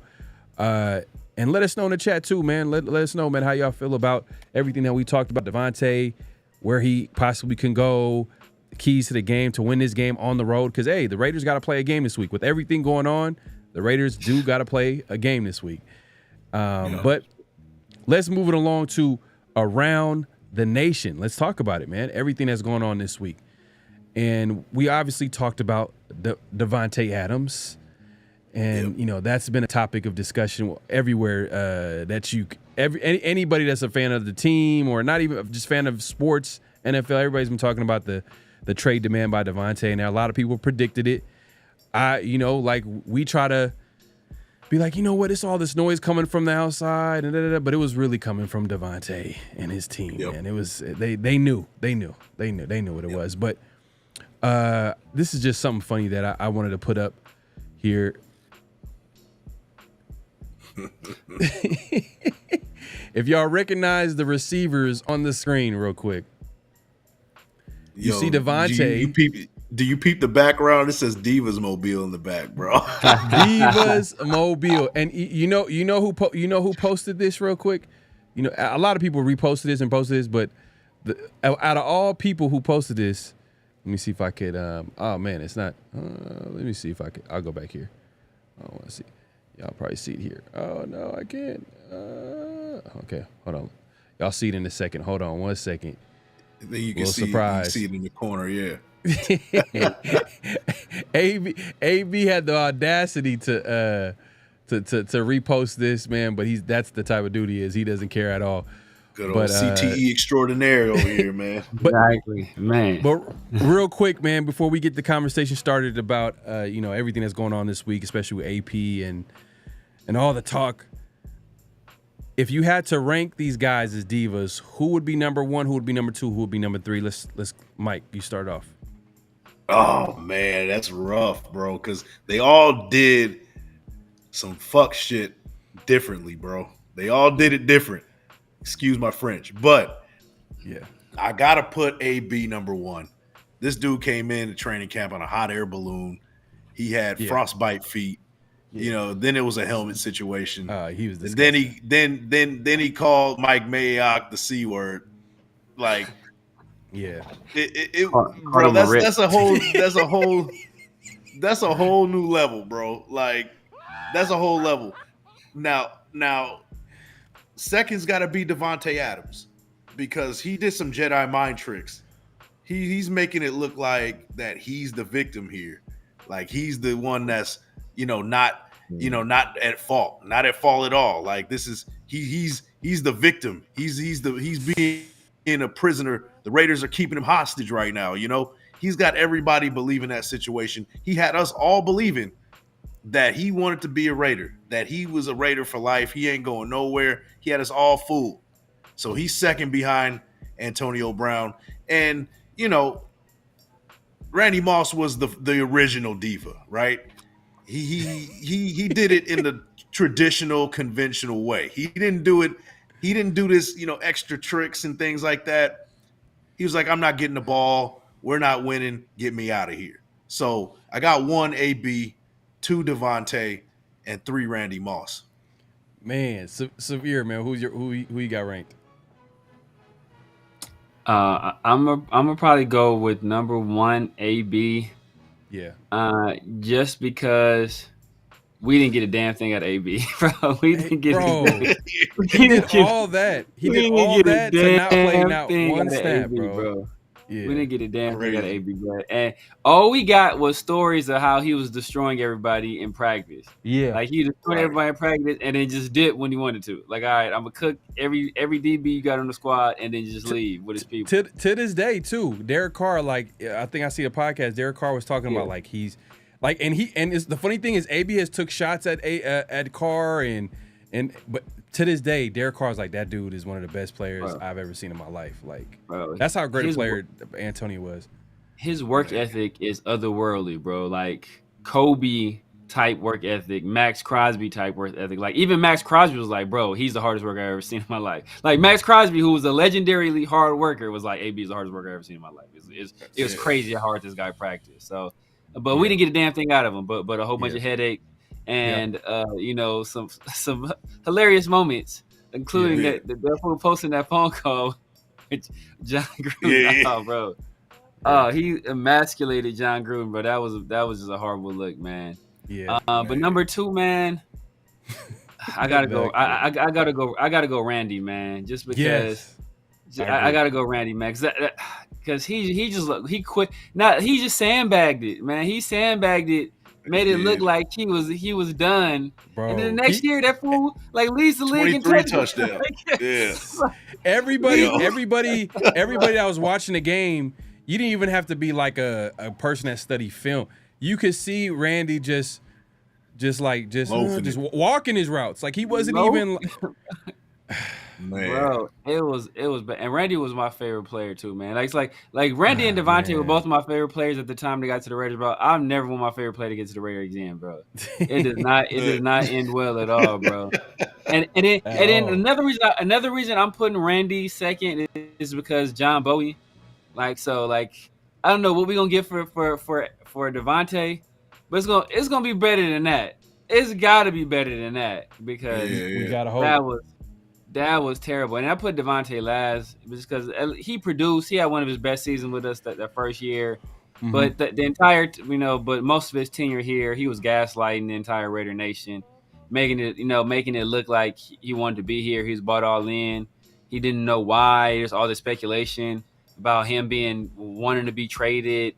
When behind the scenes, he's telling the team I'd rather not be here. So. He's number 3, but it's very close between him and Randy, just because the gaslighting was on 10,000 with Davante. At least with Randy, you kind of knew where he stood. Right. Yeah, and I'm gonna agree with all you guys when it comes to number one. It's easy. Antonio Brown, like he didn't play a snap. He did the most. Everything that he did, he was trying to do to leave the Raiders. Like he was doing everything. Like it was his plan to get traded first. He didn't care who he got traded to, as long as he left the Steelers, got to the Raiders, and he did everything he had to do in his power to make sure that he was a huge distraction, just doing weird stuff. And literally, you know what's crazy? If he just played week one, I think the Raiders were on a hook for $30 million. But I'm sure in his mind, 29 or something. Yeah, so he really didn't want to play with Ray. Like it was just so much. Man, I hated AB for that. Man, I was like, damn, bro, like you did all that to not even play not one snap. And just like Severe mentioned, that phone call was so embarrassing. Like it was just like literally John Gruden just begging on the phone. You could just tell, like, come on. He's like, come on, AB, come on, man. Jobs on the line. Come on, dog. Yeah, come on, dog. You sound like come Boosie. On, man. Come on, dog. Sound like Boosie, man. That is funny. That's funny. But yeah, definitely number one Diva. I gotta agree, man. Antonio Brown. Number two, I gotta give it to Randy Moss, man. I gotta give it to Randy Moss. I think. Now looking back at Davante and even Randy Moss, they're both passive aggressive. Like they're both passive aggressive. Like they don't really like. I don't even know, man. But then I ain't gonna lie. I don't know. Randy Moss. Right? Randy Moss just giving up on routes. I don't even know if you want to call that passive aggressive. He was just, I don't care what y'all gonna say, what y'all gonna do. Right, yeah. And he was talking shit to the Raiders. He was like, man, he was just, I just kind of hated him for a while. I was like, damn. And the thing is too, I agree. Like he was one of my favorite up. Like Randy Moss, like come on, like same here, the talent of Randy Moss is still like is Hall of Fame. That was a Hall of Fame talent right there. And the fact that we're able to, he leaves the Raiders and has it like Severe said, man, like breaks the touchdown record, Jerry Rice's touchdown record. That shit, man. But Davante is definitely number three. I'll give him number three. But I can see why you have him at number three, just because like he literally was plotting the whole time.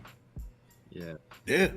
He was plotting the whole time, and even Severe when he said, like, because the other day we were like questioning everything. We said a lot of stuff, and I was like connecting the dots, and we're connecting the dots with a lot of different things. And then Severe, he was like, bro, even that clip with Aaron Rodgers saying that, yeah, I can't wait to play with him again. It just, damn, bro. You know they talk to each other all the time, man. This was the biggest operation I've ever seen, man. Like, I don't think I've ever seen it to this level, bro. Like, this was 2 years in the making. Like, he fooled us for 2 years, bro. Like, it's a straight psyop. It was a straight psyop, bro. And him being a weekly guest on K Adams, that I'm gonna add that to it. Like, that was very strategic. And there was a clip out there, Q Myers. He basically was talking about the K Adams interview. Saw that one, yeah. Yeah, and he basically was like, as soon as he heard her ask that question, he was like, oh, yeah, like Davante told you to ask him that question. Like that, this is all a whole setup. And K Adams on social media, she responded to it like, he told me, like trying to laugh it off, but I don't know, man. It just seems very calculative from Davante. Perspective. Obviously, we've seen the receiver documentary where he's just over here just, whining, and we've seen him in that Detroit Lions game where the Kansas City game where he's just slamming his helmet and running over photographers and stuff like that. Like, doing the most. Crashing out. He crashed out so many times with us, man. It's crazy. It's crazy. Yeah. Crazy. Yeah. So I can definitely see how someone could say he's number two behind Antonio. But I can never forgive Randy Moss, man. He went out like he gave the biggest middle finger. I think he gave one of the biggest. Outside of Antonio Brown, before Antonio Brown, he was like number one, like the number one diva for sure. Not even close. Not even close. But, hey, this is a good conversation to have, man, just especially with the recent news with Davante Adams and the trade. Let us know in the comment section what y'all think. Let us put in the comment section y'all order. And so I want to see, because maybe like the Davante stuff is still fresh. It might be some people that got Davante number one right now just because that wound is still open. So just let us know in the comment section what y'all think, man. There's still room for more news, so you never know. He could take that number one spot. It's not over yet. Yeah. So it's not over stay yet, tuned. Man. It's crazy, man. In other news, if we get like a bag of Fritos back, then he at least jumps to number two, bro. If we get like no, if he goes to the Chiefs, it's number one. Oh yeah. If he somehow goes to Kansas City, that's number one. That's number one. Yeah. Sorry, that's what it is. Or he goes to a team, and the whatever conversation is terrible, and on top of that, like he has his biggest game of his career against us. I'm never gonna forget his. Or he wins a ring. Yeah. I mean, it's just us talking some smack. I mean, obviously we're frustrated that we're losing a great player and stuff like that. At the end of the day, we understand like we're not knocking him as a player, but we are kind of frustrated that he's leaving on this note. He could have been left. He could have, it could have been a whole, other way of handling this. But I guess it's never going to be a right way when a great player leaves the team because we know that we're going to get worse. It's going to be an adjustment period. It is what it is. But in other news, one of the biggest haters felt like it was a good time to chime in this week.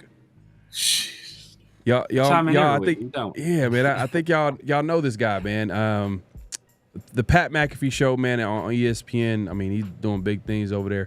He had Mike. Love Pat McAfee, man. Yeah, he had Mike Lombardi. Mike Lombardi. You don't love him. On the show, and this is what he had to say about the whole situation going on with Davante Adams getting traded, and obviously AP is a head coach because he got to say something about AP. Yeah, you already know. But here what he's been very clear, and he's been very private about it. I'm not saying anything that he's done is wrong. I mean, he's been very upfront about what he wants, and he didn't show up to the off-season program for a bunch of other reasons. But I think essentially, nothing says I'm sorry better than money. And unless you're willing to reward the contract, I think it's going to be a problem. I've never seen a guy not go to – Max Crosby didn't go to the game on Sunday with a hamstring. That, to me, bothers me. That tells me there's something going on in that locker room. Now, look, Antonio Pierce is taken over. He was the interim coach. When you're the substitute teacher, it's a lot easier to get the students to listen and behave and do all those things. When you become the full-time teacher, all of a sudden you have to change your personality. We've really only seen two coaches go from interim status to full-time status and have a longevity in their NFL careers. Jason Garrett being one, Doug Marrone in Jacksonville being the other. So this is a challenging job, and you change because the position requires you to change. You're a head coach, and the players see that change, and they're like, what happened to the dude that was last year? It's a hard thing, Pat, and I think it's a tough situation to be put in. So he called Davante 17 in presser earlier this week whenever talking about injuries, and then there's a full cut-up with the way he's chatting about Davante. Those two are on the outs, you think? Or are they on the outs because of the business side of it all, or...? I think they're on the outs because of the business. I think, to me, somebody – look, I can't prove this. I don't know, but as Chuck eloquently said before I came on, you can't lie to players. You can't mislead players. And there seems to be a disconnect here, but there seems to be more than one disconnect because I think Crosby has always been the team guy, but when he doesn't show up to a game, that tells me something without knowing something. Come on, man. I think he's reaching. He's reaching a little bit. I see he tries to mix in a little bit of like, oh, okay, this makes sense, but then it's like, first of all, Max didn't miss the game because of hamstring. He missed the game because of high ankle sprain. And on top of that, what did they say when you get a sprain? You don't want to put no pressure on it. You don't want to put no weight on it. So I'm sure. And he was tweeting during the game. He was like, shouting out everybody that was making a play. So he was definitely like, if you guys, the way, it works nowadays, everything is on social media. And he literally, I was, obviously I follow Max Crosby on X, and he's over here congratulating players, telling them great play. So he was definitely watching the game. He wasn't out of it. And if you hear Max Crosby on these interviews that he does, his podcasts, he has a whole lot of good things to say about AP. I don't get the vibe that Max is not an AP guy. That's the guy that he vouched for. He literally vouched for this guy. He said if we can't keep AP, he basically implied that he was going to want to leave the Raiders if we don't get AP as a head coach. So why would he? That doesn't make any sense. And it just, Lombardi just his history doesn't really do him any favors as a hater. I mean, what are your thoughts about the video and what he had to say? Severe. Go ahead, bro. There is one thing I know for sure. After watching that video, I know without a shadow of a doubt that Mike Lombardi has never had a substitute teacher in his entire life. Oh my God. You think that the students respect the substitute teachers more? Bro, you ain't never had a sub. The sub, hey bro, that's sub come through, bro. Like I'm older than y'all. That's when they rolled in the TV. It was like, look, bro, it's movie day today. What y'all want? We the same age, bro. What you talking about? What movie we putting in, man? We about to watch. So like, bro, the subs, the teacher, the kids didn't respect the subs, and the subs didn't give a damn about what happened in that class. Especially if there was a short-term sub filling in for a day. Like, bro, their lesson plan was in the trash. They was kicking it on their phone, cooling. So chilling. We ain't never had no sub in his life, bro. So, but one thing that he did say that was true, and it's something we kind of talked about before Antonio Pierce was given the job, was the success rate of interim coaches that get the job is very low. Yeah. It is very low. But, AP is a different breed. AP is not from the same mold as a lot of these other interim coaches. He's a completely different cat. He walks to a beat of his own drum, and that could be, some of what rubs a guy like Davante the wrong way, because AP is such an out of the box thinker, and he's not going to give you the PC answers. He's going to give it to you real. He's going to tell you straight up, bro. Like, hey, you was cutting out on these plays, bro. You wasn't giving it your all, and some people ain't they not used to hearing it raw like that. So. That could be the issue, but I thought it was the other way around. Not to cut you off, I thought it was the other way around with Davante when he talked about McDaniels and taking hard coaching. But go ahead. Yeah, exactly. So it's one of those situations where Mike Lombardi is a documented hater. He came in the beginning of the season. He was talking all that. AP doesn't, even though AP grew up a Raider fan, grew up actually following the team somehow. Antonio Pierce is not a real Raider. And he only got the job because he has a low rider and he's from Compton. That has some other connotations, some other undertones. We ain't gonna even get into that. But man, Mike Lombardi, he's a certified hater, bro. And we all know what it's from because he's still mad about it. First of all, his Al Davis fired him, and then Mark Davis fired his son. So he got it's some generational trauma going on right there. His grandkids finna hate the Raiders. Yeah. Hey man, I agree with you 100%. When it comes to the substitute teacher, man, I mean, when I grew up, substitute teachers got tortured. You know what I mean? Especially in high school, they got tortured. So I don't know what he was talking about. The students respected us. If anything, they thought that was a day off. You know what I mean? We ain't got to do nothing today. But Mike, man, what did you think of what Mike Lombardi's comments in the video, man? The clip. To everybody in Raider Nation, let this be a lesson learned. Never trust anybody with a Bosley hairpiece. That thing is just sitting there, just stagnant, bro. It looked like one unit. Like it looks wild, bro. It looks wild. Yeah. Like we all know that's a headpiece for one.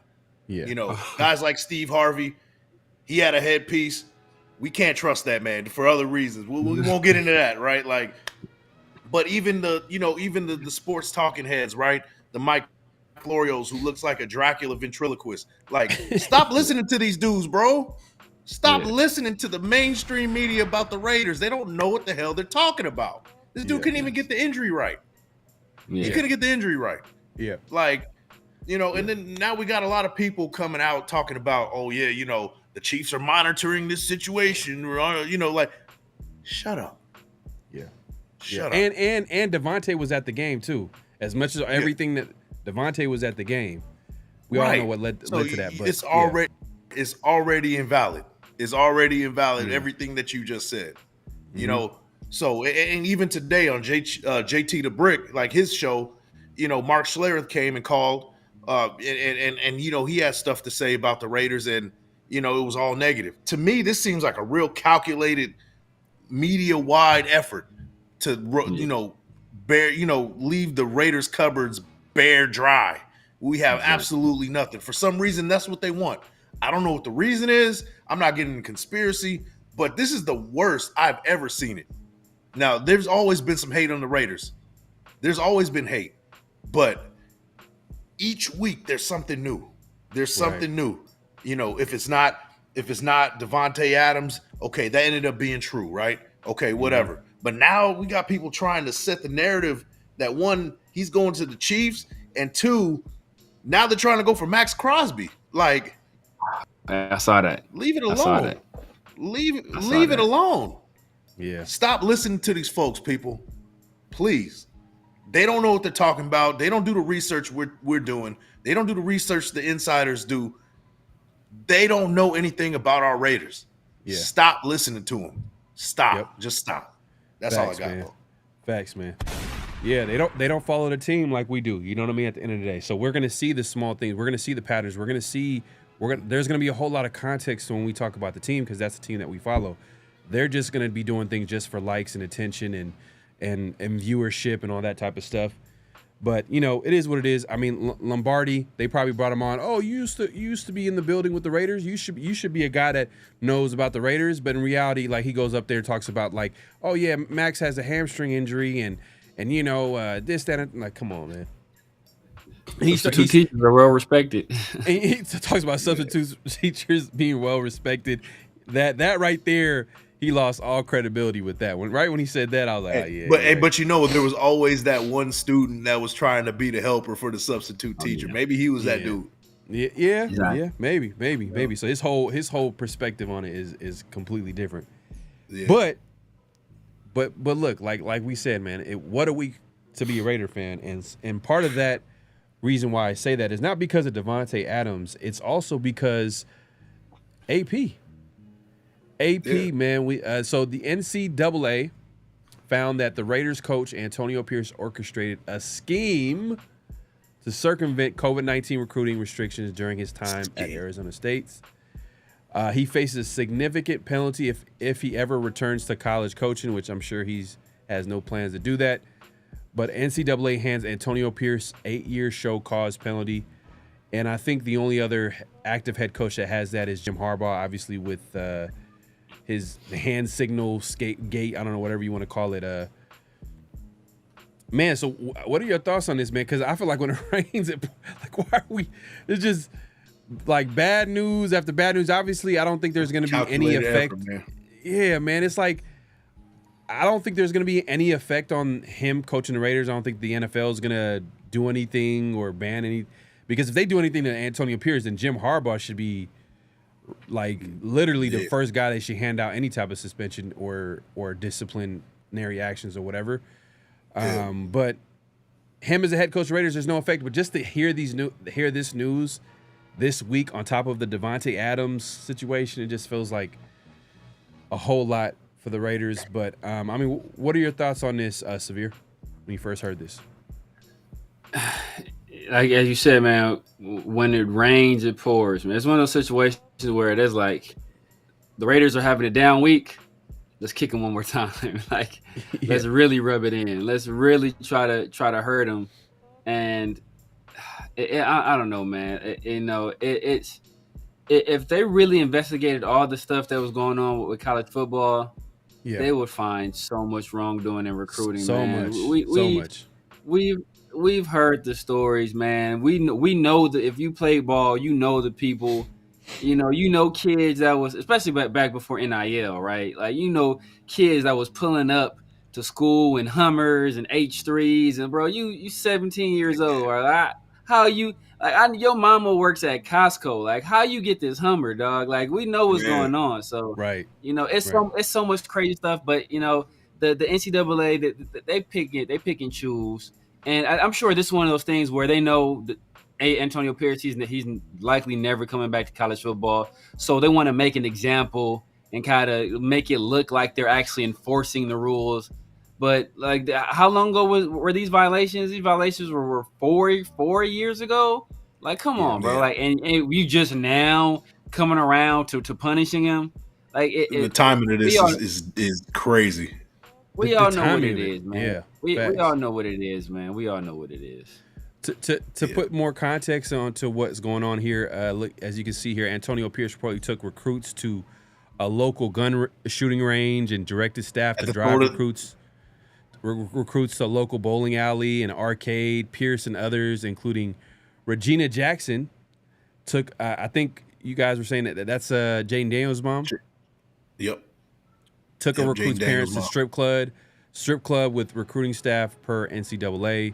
And there's more details, but I mean, I think during that year, like, they were really strict about everything, especially with COVID-19. So it's just like, man, 8 years too. That's a long time. That's a pretty serious penalty for Antonio Pierce as far as his chances of ever even coaching in college. But Mike, what did you first? What was your reaction when you first heard the news? To me, that right now it's a non-story. It should be. I mean, you look at, in hindsight, a lot of those mandates that they put on, with that was bogus. Like, and especially now, like, how did that didn't leave Arizona State? It's not like they won a national championship because of it. You know what I mean? Like, nothing came out of it. No harm, no foul. Like. Yeah. But I just find it funny that they're throwing in little buzzwords here and there to kind of make this situation look worse. Gun range, strip club, like, scheme. Like, it's a bigger the story. They're making the story bigger than what it is. Every major is doing the same thing. They're doing the same thing. And then they had to throw the C-19 thing out there too. Right, yeah. So it makes the whole situation worse. You were out in you were out in this situation when the world was at stake. Like, come on, man. It's a non-story, and they're making it way worse than what it actually is. No, I agree. It's the timing of it is crazy. Like, it's almost like they want attention. They want everybody to look at them and like, yeah, we're the NCAA. We could do this. And Antonio Pierce is in the news. Oh, this is the perfect time to announce these things that everybody's going to be paying attention. It just seems like stop listening to these fools, man. I'm telling you. It's the timing, man. It's the timing. But that being said, that he's talking about around the nation, man, is obviously the Davante Adams trade and the AP situation. It's always, I just want to say, it's always some crazy stuff with the Raiders, right? It's like with involving the NCAA. Like think back to when we got Terrell Pryor, right? We got Terrell Pryor, and then for some stuff that happened in college, Terrell Pryor was suspended by the league. I want to say 5 games. Was it 5 games? Suspended by the league for NCAA violations, right? But Jim Tressel also had some NCAA violations, and the league didn't step in. Know who did something? His own team, the Colts, suspended him from like being a video guy or something like that. Yeah, it's like 7 games. Yeah, it was like, but the league didn't step in to do anything. The Colts did it. But when it came to us and Terrell Pryor, the league mandated he serve a 5-game suspension. They didn't leave it up to the Raiders. So there's too many. Look, man, I'm not trying to be the conspiracy guy, but there's too many of these situations. Like, bro, what is it about the Raiders that you just do not want to see it succeed? What is it?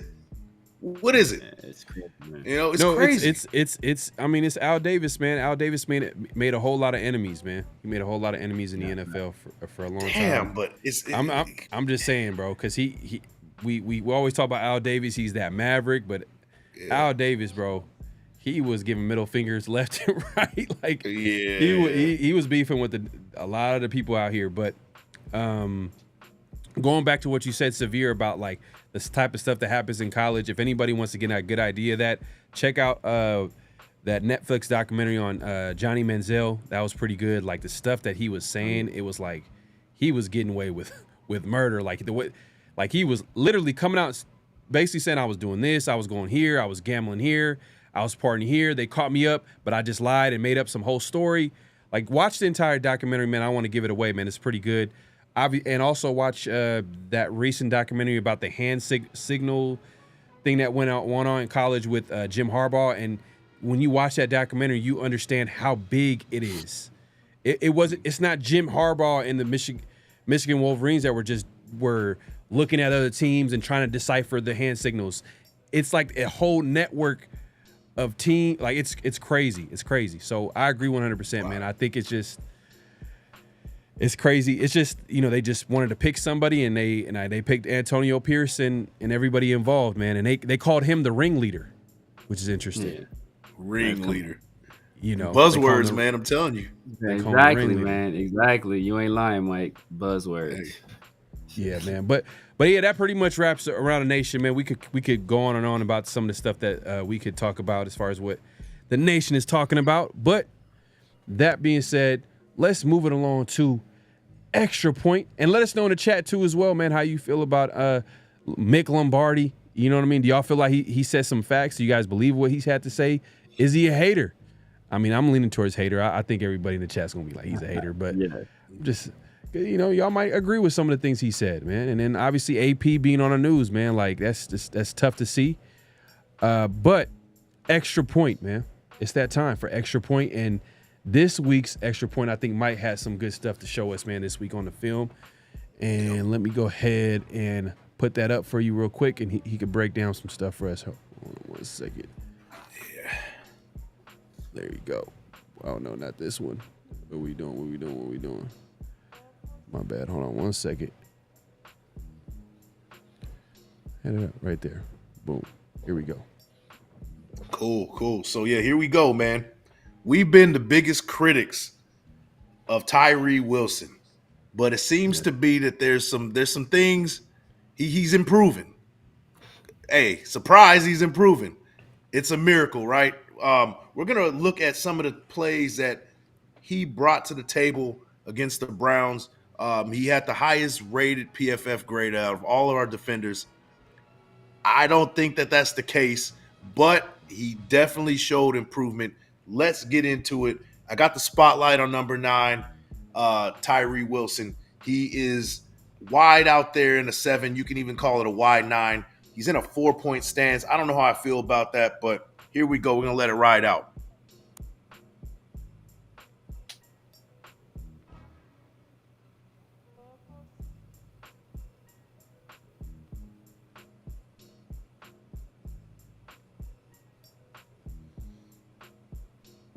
I think you're muted.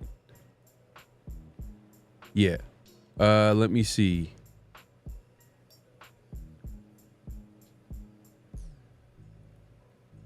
Hold on 1 second. I don't know what happened. You just went out. Okay, you got me?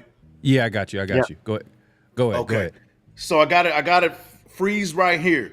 Tyree Wilson, lower pad level on the guy. He's got a good extension. Now we all know that he has one of the longest reaches in the NFL, and he's using that to his advantage. He's got it like all in his sternum. You don't want to be in that position as a tackle right there. Good extension, lower pad level. Good. I don't know what's going on with the audio. Hold on. You went out again.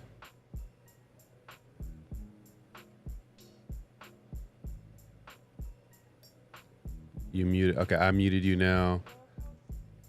Okay, so you muted yourself. Hold on. I keep muting myself. You good. You good now. You good. Yeah. Oh, I see what's going on. Okay. All right. So you saw that first play right here. My bad, y'all. I'm pressing the wrong button. So we got a spotlight on Tyree Wilson. He's wide out there. He's in like a wide 9 right here. on that right side. See what he does right here. Right there, another 4-point stance. I don't know how I feel about that. Clogs the hole right there, read the play right off the jump, takes that in step right there to, cause a clusterfuck, as we like to call it, right? He's right there causing the whole, causing the cluster, and there you go. And he didn't make the play, but he initiated that pile, and the rest of the guys that come in and make the play right there. So excellent play from Tyree Wilson. We got the spotlight on him. He's right head over the tight end. And let's see what he does right here. Right here, you got motion from the tight end. He's on that guard, and he's pushing him back. Almost makes the play right there. Has the guard on skates. He's a little too high. And I would also like to see another move besides the bull rush. We've been seeing that all season, that he's not doing a club and rip. He's not doing anything, but he's using that extension to get get in the backfield, which is great. But a secondary move will get him there, and that's what we're missing from Tyree Wilson. But good rep right here. We didn't have any guys making the tackle right there, but he caused the pressure right there. So now we got Tyree Wilson on this outside right here. We got the spotlight on him. Let's show you right here.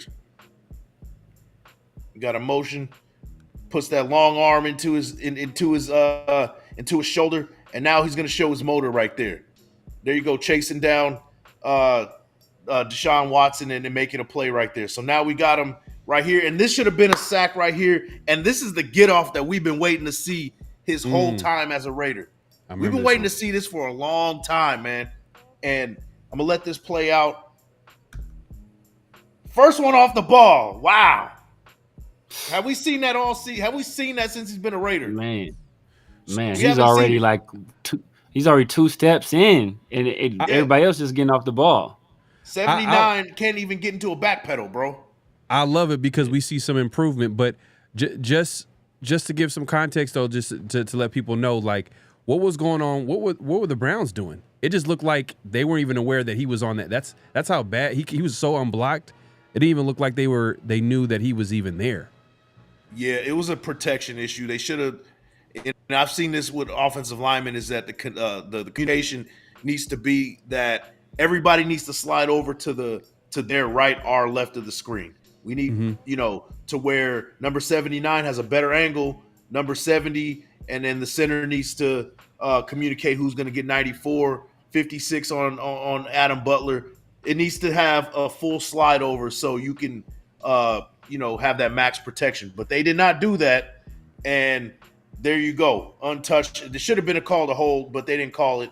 But Tyree Wilson almost makes the play right there. So great get off right there. That was impressive. Ended up getting off the field on that drive. So we got Tyree Wilson right here. Inside shade of the tight end. And let's let it ride. Right here. And this is not necessarily the play, but he kind of goes back and makes the tackle right there, showing his motor once again. Yeah. And there you go. You got Tyree Wilson. He was on the inside shade of the tackle. And let's see. Right here, bull rush once again, almost making a play. So this dude was real disruptive in this game, man. I'm going to let it ride out, but here you go. Right there, stunt right there. Has a dude on skates, causes a pile, and is actually a big component of that sack happening. Wide 9 right here on the left side. Here we go. Long extension, using that arm again to really get that extension on the chest of the tackle. And now you got him in coverage right here. Surprise, we got Tyree Wilson, bringing something new out of the bag right here. Drops back right there. Now he's in coverage. And right here, side note, excellent play from Polamalu right there, right? Like, that's an excellent play from Polamalu. So, definitely. Wide 9 right there for Tyree Wilson. Right there, almost gets there again. And it actually causes a bad throw. So, Tyree Wilson, very disruptive, like I said. Right here. You got to beat that running back, but the fact that he caused the pressure and had Deshaun Watson roll out right there, it was impressive. I like the positivity, Mike. Yeah. So right here, right, we saw some great stuff from Tyree Wilson, but the problem with it all is that when the game's on the line, Tyree Wilson's not on the field. But guess who is on the field? This is the final drive. Browns are going in, and we need somebody to make a play. Enter number 49, Charles Snowden, right here. You see him right there on that right side, right there in the wide 9. You'll see it right here. Bats the ball down right there. Big play from Charles Snowden. So here we go. Game on the line. 4th down and 3. Last play of the game. We got Tyree Wilson in that wide 9 right there. Right there. And then now we got Snowden right there. You said it earlier, Pharaoh, right there, where he's going to do a stunt where he hits that A gap on the opposite end. This is what you're getting from Snowden, what you're not getting from Tyree Wilson at this point. It would be great to see our first round pick be the one making the plays, final plays at the end of the game. But we got a guy in Snowden right here. Let's let this thing ride. So right there you go. And we're celebrating. Raiders win, man. But yeah, excellent game from Tyree Wilson.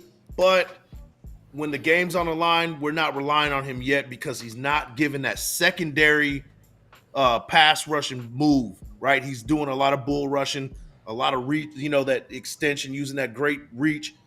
But a club and rip would be nice. A swim move would be nice. A hesitation step would be nice. He's not doing it yet. But we got a guy, Charles Snowden, who saved the day, man. You think another offseason, like of working on some of the moves, like because it feels like he's pretty comfortable with the bull rush, right? So maybe this offseason he looks at like counter moves with that bull rush, things that complement that. Do you think that can you see that growth in him with another offseason? Yeah. I mean, to be fair, yeah, I think so. He's got to give him Max Crosby to kind of, work with him. I'm not to cut you off. I'm saying off season because I don't know if it'd be possible to do it in season. No, not right now. It's not enough. You got other things to worry about during the season. I would say off season, yeah. Get with Max Crosby, get them hands right.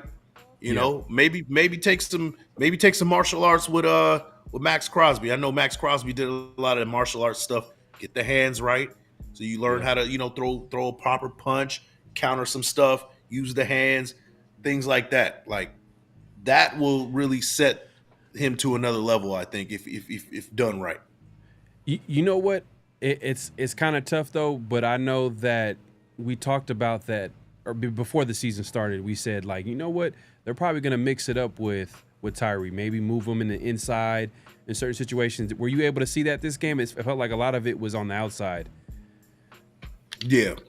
Or just the season overall, like with Tyree, have they even used him in the inside or try to get some pressure that way and use his skill set that way? Because I know Patrick Graham made a comment last season was we want to improve his hands, so we're going to throw him inside in order to help him use his hands more. Yeah. They're using him right now a lot on the outside. The inside, I think he would be good too. But the problem with that is you got to have a club and rip if you're going to be on the inside. Bull rushing, those guards know how to anchor down and kind of stalemate you as opposed to certain tackles. Like he can kind of get away with that with tackles in certain situations, but putting him on the inside, you're going to have a secondary move. Yeah. Or you're just going to be a liability. So, he's definitely got to get another move, man. The bull rush looks great. He has great, he's not letting players get into his chest, because of that long reach he has in his hands. Like he uses his hands very well, but he needs to add something else to that. That's what we're getting from Tyree Wilson, but it seems to be building, Hey, man, that's what I like to hear, man, because I know, before this, earlier in the season, we're talking about Tyree, and you're just like, and I'm guilty of this as well. I was like, you know what? I don't know if Tyree is that guy, but now that you're saying that, hey, he needs to add another move, that seems pretty possible. Like he could easily, if he works to do that, he can add that to his tools, his skill set a little bit. But we'll see, man. We'll see how it shakes out, man. Hey. Great breakdown, man. If y'all need to go ahead and follow BigMike Raider, man. This is what he does. He cooking, man, when he's breaking down this film, man. So we appreciate him taking the time to do that. Let's actually get into, last week I mentioned that we got to pick some games. You know what I mean? Before the season started, I was like, hey, we're gonna pick some games. I forgot that we were gonna do that. Let's actually do it this week. Let's make it happen. I actually remembered, so I'm gonna go ahead and put it on the screen real quick. Let's see here. Here we go. And we're gonna pick some games. All right. So we're definitely not gonna pick that Thursday. So we're gonna start with the Jets. The Jets and Vikings, man. Who y'all got? So this is gonna be a weekly thing, by the way. This is the overseas game, right? I believe so. Yeah, this is the London game because it starts at or wherever country. Yeah. Yes, it's definitely overseas because of the time, 6:30 a.m. Yeah. I got the Jets in an upset right here, man. Yeah. Ooh. I got the Jets in an upset. Those Europe games are weird, man. You get a lot of weird things happening. Games are closer than what people think. Sometimes the underdog wins those, just depending on how your itinerary and your travel strategy is. That matters when you're traveling this far. The Jets have a shorter distance, not by much, but they have a shorter distance nonetheless. So True. I got the Jets right here. They got a rebound from that terrible game against the Broncos offensively. And I think they got the defense to kind of hold what the Vikings are trying to do. I got the Jets in an upset. Okay. I'm gonna take the Jets too because they're kind of closer to because it's gonna be tough, man, on the players going overseas, the time change. Yep. I'm just gonna assume the Jets can handle a little bit better because they're probably gonna be a little bit closer. The Vikings are 4-0. Are they really a 4-0 team? They're hot. They're playing well. Yeah. But I think they come back to earth. I think the Jets probably still win this week. And, Darnold doesn't have a good game against his former team. So I'm also go with the Jets as well. Who you got, Severe? I'm going to go with the Vikings. I just think Kevin O'Connell is proving Kevin O'Connell is probably the leader and probably by a pretty wide margin for Coach of the Year so far. Yeah. Just the job he's done turning Sam Darnold into an NFL quarterback. And part of it is because the weapons that are at his disposal, Justin Jefferson, Addison, Aaron Jones is having a heck of a year so far. So I just think just with that compliment and defensively, that they're still a pretty solid defensive team. So I'm gonna go with the Vikings. Okay, I ain't mad at that. I mean, Kevin O'Connell is a great play caller too, as well. So, definitely. Let's move it along. So I'm keeping track of this. Hopefully, you guys doing the same. We got Carolina and the Bears. Mike, who you got? I'm going with the Bears here. I think that rookie quarterback with Caleb Williams, it takes a while to get things going. Week 5, you might see some strides. As weeks progress, you're going to see some strides with that offense. And I think that this is the perfect game to get things going. I got the Bears winning this game. Maybe a double-digit win right here. Yeah. All right. I'm gonna go with the Panthers, man. I think since that quarterback change, they're playing like a better football team. And I think last week they ran across a Bengals team that obviously was winless this season. They were desperate. They almost it was actually a game that the Panthers could have won too. But I feel like the Panthers, they just feel like a brand new team right now. So and the Bears defensively I think are pretty solid, but offensively they're still trying to figure things out with Caleb Williams. I'm gonna go with the Panthers, man, in this one. I'm gonna go with the Bears. I'm gonna go with the Bears. Just defensively, I think they're just a very for all his flaws. Eberflus is a very good defensive coach, and he has the Bears defense playing very well this year. And I've been very critical of Caleb Williams, but this previous game, I think that was his best game of the year. He has weapons all over the field. This is the return of DJ Moore. I'm sure DJ Moore wants to do some very serious damage to the Carolina Panthers. and Rome Odunze is out there. I think he finally got going as well. So Cole Kmet as well. I just think that the Bears are I think that defensively they're going to overwhelm the Panthers, and I think they do enough offensively to win the game pretty comfortably. 7-10, 7-10 point win. All right, let's take it to the Ravens and Bengals, man. Who you got, Mike? This division is going to be one of those that you're just going to – every team is going to beat up on each other. I think the winner of this division is going to have like 9 or 10 wins. And saying that, I got the Bengals winning this.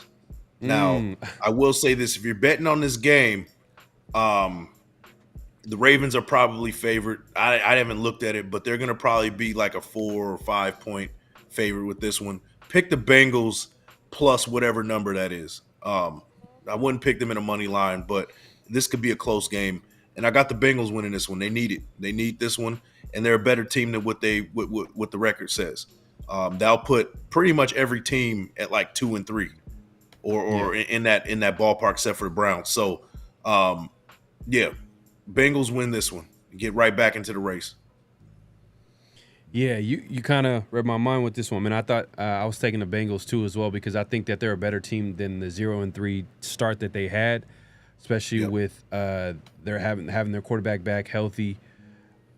The Ravens, they're like a team. I don't know, man. So one week they're playing like a contender. The other week they're losing games that they should win. You know what I mean? So I'm gonna go with the Bengals. I think this is gonna be a good game. It's obviously a divisional game. You already know, like, divisional games are like always gonna be tough games to even pick, just because any team can win at that point. Like just like when we play against the Broncos, the Chargers, and the Chiefs, there's always gonna be tough games for the Raiders. But I'm gonna go with the Bengals as well.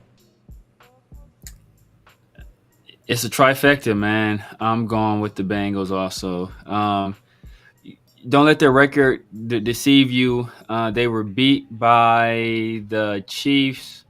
That was a last-second field goal. Patrick Mahomes I think like they had a sack fumble that the Chiefs scored on, and then I think it was consecutive punts, and then Patrick Mahomes went down there, did his magic, and he got them a field goal, and they had ended up getting a 1 point lead. And then even with the Commanders, right? That was Jaden Daniels, like Jaden Daniels playing. Yeah, so I that was a close win as well. I want to say the Carolina had that game until Jaden Daniels did what Jaden Daniels been doing since he was at LSU. So and then they finally scratched last week, against the Panthers, a Panthers team that was kind of coming off of a high. You would think they'd be feeling good after that win against the Raiders, looking to build some momentum, and Joe Burrow kind of got into a stride. We saw how the Ravens struggled, guarding Davante, and they struggled guarding Brock Bowers as well. Bengals don't have quite the tight end as Brock Bowers, but I like Mike Gesicki as a tight end. They also got two stud receivers. T. Higgins is back, and Jamar Chase is out there. So we were going after Marlon Humphrey every chance we got. So now it's like pick your poison. You got T. Higgins or Jamar Chase out there. Yeah, man. So we went Bengals all the way across. Dolphins, Patriots, Mike. Man, this might be a battle for last place, and I think the Dolphins are reeling. We heard some rumors that Tyreek Hill might want to get traded. These receivers. I'm not gonna anyway. These receivers in this league, man. Anyway, but the divas.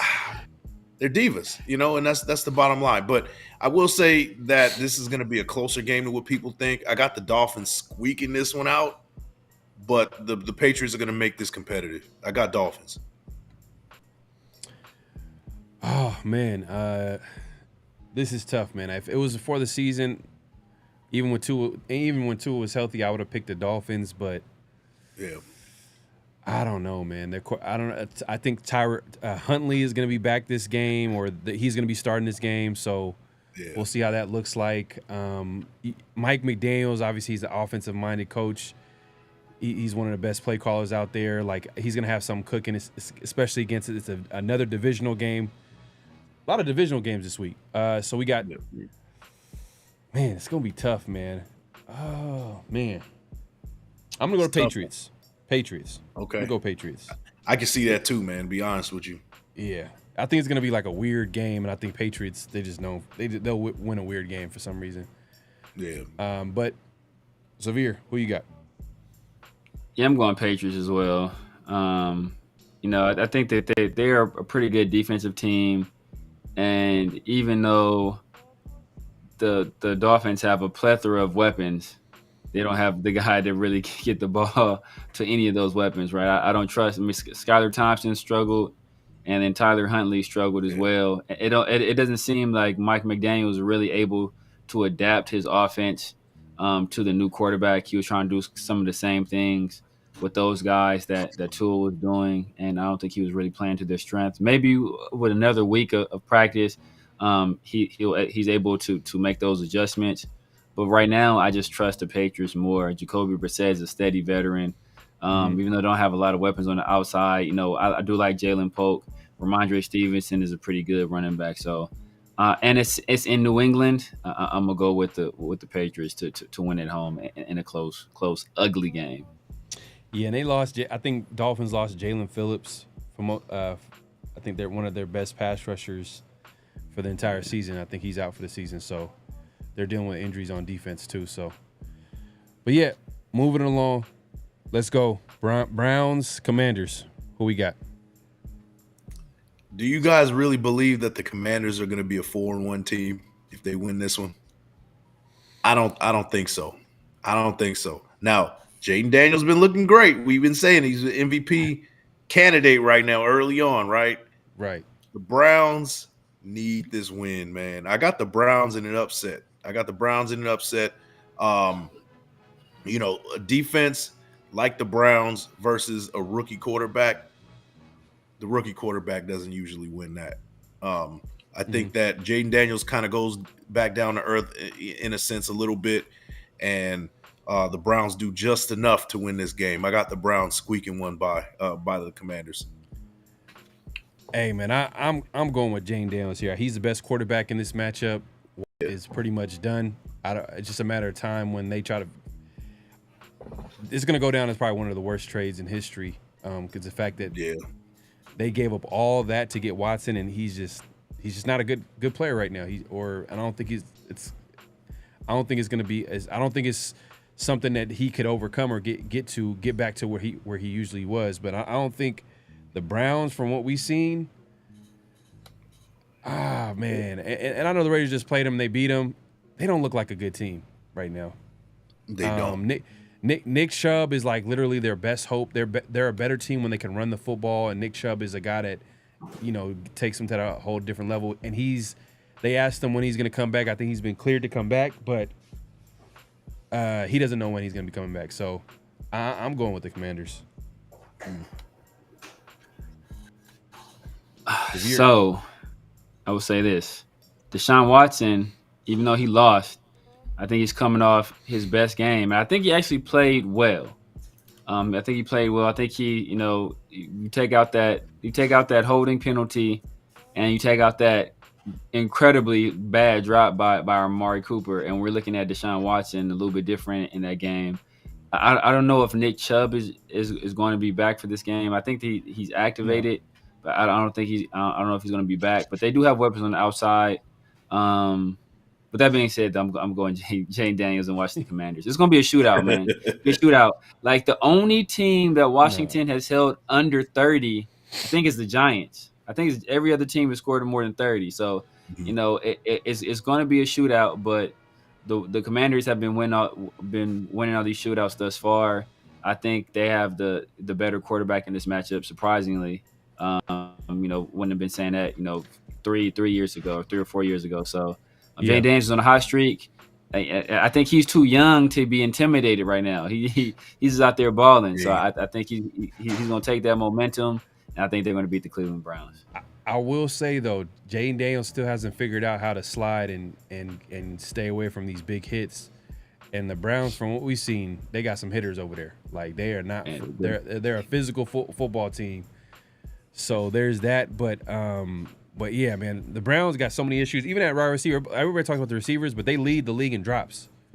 They got two receivers that can't catch. Like they're talented, but they can't catch anything, and they're paid. So, it is what it is, man. But let's move it along to the Colts and Jaguars. Jaguars get one on the board. They're long overdue for a win, man. I got them beating the Colts right here. Oh, this is a tough one. I don't think Richardson plays this week. I think Flacco is the starting quarterback, and Flacco, man, he's having a career resurgence as a backup quarterback, and every time he gets inserted into the starting lineup, he's playing well. And I think the Colts look like a different team when he played last week, which is kind of low-key putting a little bit of a quarterback controversy if he continues to play well. And they won that game because of Flacco. Yeah. I'm going with the Colts, man. The Jaguars, they look like the Jaguars of old, man.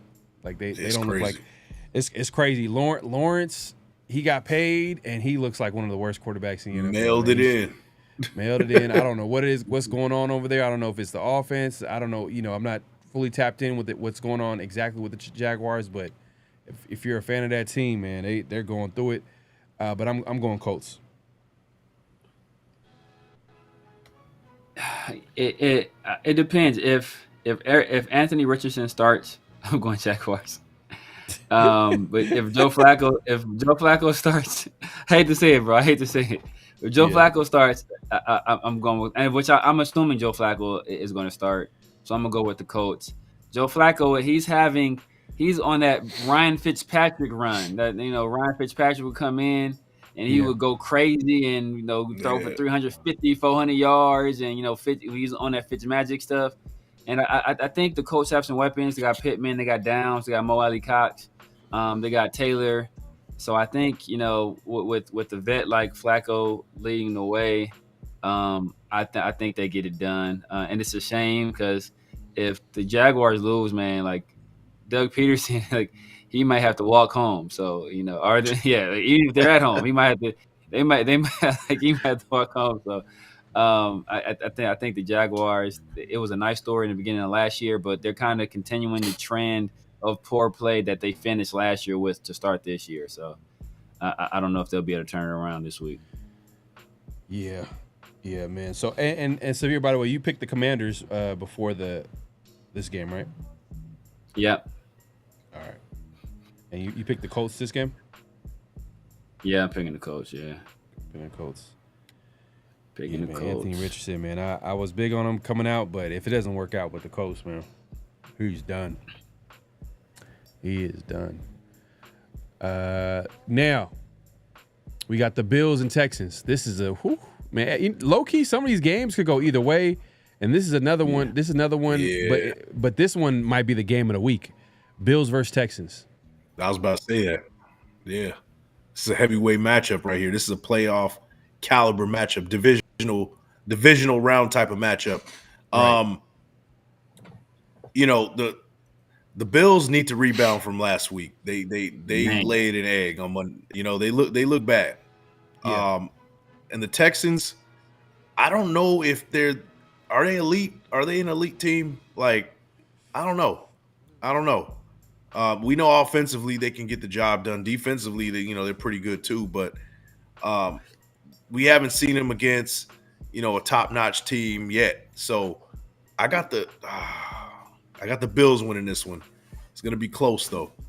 It's gonna be close. Josh Allen's gonna get him down the field and get the job done. You know what I don't like about this setup right here? It don't tell you who the home team is. That's what I'm trying to figure out. Yeah. Because this is a close. It could go either way. I can see either team winning. The Bills have played well this year. I think Josh Allen has adjusted to not playing without his former number one receiver. A lot of people are looking into that. All the teams on the right are the home team. Home games? No. Because look at the Raiders. Yeah, I think the Raiders are. Oh, okay. The right is the home. The Raiders team. are. The Raiders. You know what? Teams. Hey, man, Texans at home. I'm taking Texans at home, man. Taking Texans at home. Okay.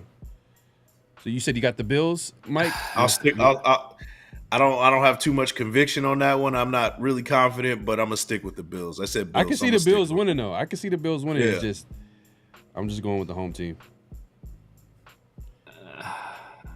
What you got, Severe? Man, we all know Coleridge is my guy. Coleridge Jr., aka CJ Stroud. That's my guy. But the Texans really haven't looked great this year, to be honest with you. And the one time they played a good team, they got curb stomped by the Vikings. The Bills are coming off of a horrible defeat. I'm sure they're going to get right. This is going to be the first matchup between the Bills and Stephon Diggs. Stephon Diggs talked a lot of trash about essentially him making Josh Allen the player he was. You look at the timeline; it does kind of match up his success with Stephon Diggs' arrival. The Texans at home, I'm gonna go with the Texans, man. Derek Stingley has been one of the best corners in the league. I think CJ Stroud's gonna get it together. Nico Collins has been like destroying stuff. So I'm gonna go with the Texans, man. But yeah, there's not a lot of conviction in that pick for me either. I mean, they're both coming off losses. So Bills coming off a loss, and I think Texans lost last week. I believe, right? So they come. Yeah. I think they won. I think they won last week. Their one loss was the Vikings. I think that was 2 weeks ago. Okay. Yeah, they won. They beat some. I want to say I think they squeaked past the Jaguars. I want to say. Yeah, they squeaked past the Jaguars last minute. Okay. Yeah. Oh yeah. You're right. They've been beating some bad teams, barely beating some bad teams at that. So it's I don't know. Oh, here's a game where we're not familiar with the teams that are playing right here. We got the Raiders and the Donkeys. Mike, who you got? Well, we said it before, man. Got to get the run game going. It's about to be a real physical game. There's going to be people are going to get punched in the mouth. This is in the mud, heavy. I wouldn't even say a heavyweight matchup because they're not heavyweights yet. But this is two bruising teams that want to make their mark with defense, and I think the Raiders win this game, 16-13, low score game. All right, and Severe Texans was your pick for the last game? Yeah. All right. And you said the Raiders. Yep, 16-13. Okay, 16-13, man. Put that on here, man. 16-13. All right. I'm gonna go. Yeah, obviously, I'm gonna go with the Raiders. Raiders on a winning streak against the Broncos, but we can't rely on that. This game, it's gonna be a whole lot of distractions. We talked about keys to the game. Defense has to lead the way. Patrick Graham, he has a special matchup for him this week. This is where he goes in there and he confuses the hell out of Bo Nix. Maybe we get some big turnovers, maybe a defensive touchdown. Who knows? But I am going to go 23-10 Raiders. Ooh, all right. And this is before we say anything severe, this is a big game for AP. Yes. That's nothing we didn't talk about. This is a big game for AP, and I know there's distractions, but more so like, does he still have this? Like, a lot of people are questioning, has he lost the team? A lot of people are like, the haters and the whispers, like, has Lombardi basically is implying, oh, AP has lost the team. He's the star players. You see how they're reacting and da-da-da-da. So this is a big game for AP, man. I want to see how the Raiders come out this game, but I got the Raiders. But Severe, go ahead. Yeah, man. Much like you exactly like you and Mike. I have the Raiders winning this game. I think people inside the building, the coaching staff. I think it's probably some of the personnel people. I'm sure some of the players on the team. I think they were kind of over the Davante thing. I think he's basically had become ostracized. I'm sure he still has some close relationships on the team, but the majority of people seem like they were kind of done with that song and dance. And I think the fact that he basically quit on the team, saying that you're not good enough, I think that's going to be a rallying cry, and I think that AP is going to lead that charge. I think the guys are going to be amped up, ready to play, and I think we play our best game of the year against the Broncos, who are, in my opinion, a very similar team in terms of their strengths to a team that we just beat in the Browns. So I think we come out there and we win. I'm gonna go 24-13. 24-13. All right. We got the Cardinals and 49ers, man. A lot of divisional games this week. This is the division week. Yep. Cardinals and 49ers. Mike, who you got? Yeah, division games, you never know what you're going to get. But this one, 49ers coming and whoop some ass, man. I got 49ers beating the Cardinals. Double-digit win right here. Got you. Hate picking the Niners, but and the Cardinals division game, the Cardinals they be playing the 49ers tough. And they do. They play them tough. So this could easily be, if someone were to pick an upset, I could see this happening. Got Kyler Murray running around over there. I know they're not the best of teams right now, but I'm picking the Niners at home. I'm taking the Niners. Yeah. Severe. Who you got? I'm gonna go with the Cardinals, man. You got the Cardinals? Cardinals, man. I'm gonna go with the Cardinals. That's the spirit. I'm going with the Cardinals, man. I just think that it seems that Kyler and Marvin Harrison are starting to get on the same page. Yeah. Kyler's been playing good. Kyler's been playing some pretty good football. I like their head coach. I like Trey McBride. I think they have what it takes to put up a good point. I think Debo's down. McCaffrey is not there. Ayuk really hasn't really stepped up in Debo's absence. So I'm gonna pick the upset here, man. I'm gonna go with the Cardinals. All right. Ain't mad at you. We got Green Bay and the Rams. Mike, who you got? Oh man. The Rams, they're too depleted right now. They're down both their receivers, Nakua and But I gotta give Rams some credit though, man. They I don't know, man. They play really teams tough though. Yeah, they're coached up, man. They're coached up, man. Yeah, they're coached up. But I think it's gonna be too much. The Packers came off a heartbreaking loss at home, so they got a lot to prove. This might be a rebound game for them. I got the Packers winning this one.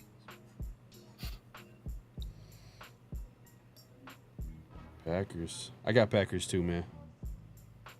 Better team. But quarterback. Man, they're beat up too. Yeah. Rams is beat up. Man, yeah. it's tough game. But go ahead. It's hard to beat. The Rams. The Rams are beat up. The Packers are 2-2 on the season. Both of those wins coming with Malik Willis at the helm. It's crazy. So Jordan Love has yet to win a game this season. I think that, man, I want to. Yeah, the Rams usually beat the Packers, man. The Rams usually beat the Packers, man. They don't have Kupp, they don't have Nakua, but Kyron Williams is having a hell of a season, man. Yeah. He's nice, bro. He's a nice running back. Kyron Williams having a hell of a season, man. You know what? I'm gonna say Sean McVay has something special for these dudes, and I'm gonna pick the Rams to win it. Okay, man. And I picked Josh Jacobs to have a horrible game. yeah. Negative yards. Negative 15 yards. Severe is the president of the Josh Jacobs Hate Club, if y'all don't know. We got the Giants and the Seattle Seahawks this week. Who you got, Mike? This is going to be a closer game than what people think, but I still got the Seahawks winning the game. Seahawks always play close games for whatever reason, especially at home. They always make it interesting at their own house. So, but I got the Seahawks winning this one. Close game, but they'll win. Yeah, I'm taking the Seahawks as well, man. Giants coming from the other side of the coast. East Coast teams have issues going to the West Coast too as well, just like the West Coast has issues going East Coast and winning games. Yep. I'm taking the Seahawks, and it's tough. That's a stadium that I want to check out, bro. Like I want to go to a Seahawks game. Hopefully the Raiders, when they play them, it's going to be in their stadium because I actually want to check it out. I've heard a lot of good things. It's a really tough stadium for teams to play in. It gets super loud, so I want to definitely experience that. But I got the Seahawks. The 12th man is real. The 12th man is real. It's got to go with the Seahawks, man.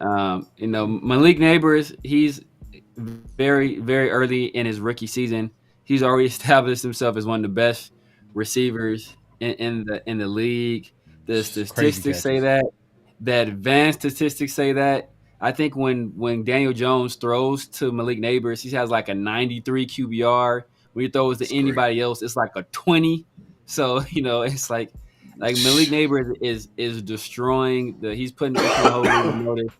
I know a lot of people had him as his their wide receiver one, even over Marvin Harrison Jr., who some people had as the consensus best player in his last draft. But the Seahawks, they were on a 3-game winning streak until they went up against the buzzsaw in the Detroit Lions. And it took, Jared Goff had a perfect game. Jahmyr Gibbs had a big game in that game as well. Seahawks are a good team. They're well coached. Good defense as well. So I'm going to go with the Seahawks. All right. Got you down for the Seahawks. We got the Cowboys and Steelers. Who you got? I got the Cowboys winning this one. That's, the Steelers, good defense, not doing much on offense. I think that's going to come back to haunt them in this game. Cowboys, they need to get it figured out on offense right now, which they haven't all season for the most part. But I think this is the game where they actually do. Cowboys win this one in a close one. Yeah, Cowboys kind of been of a disappointed team this season. Steelers, on the other hand, have relied on Old Faithful, playing good defense, running the football. Justin Fields is doing what's being asked of him, and he's winning games, man. He's doing his thing. So I'm taking home team Pittsburgh.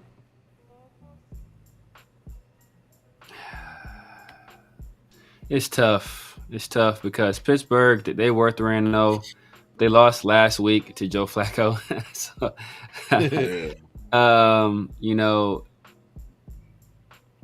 I'm gonna go with the Cowboys, man. I'm gonna go with the Cowboys. I think all the team the Steelers have beat. I think they beat Justin Herbert. He ended up. I don't think he finished that game. Taylor Heineke finished that game. They came out. They let Joe Flacco beat him. I think Dak Prescott and CeeDee Lamb. They've been having a great connection this year. I think that's gonna pull them through. I don't think Justin Fields has really done a lot.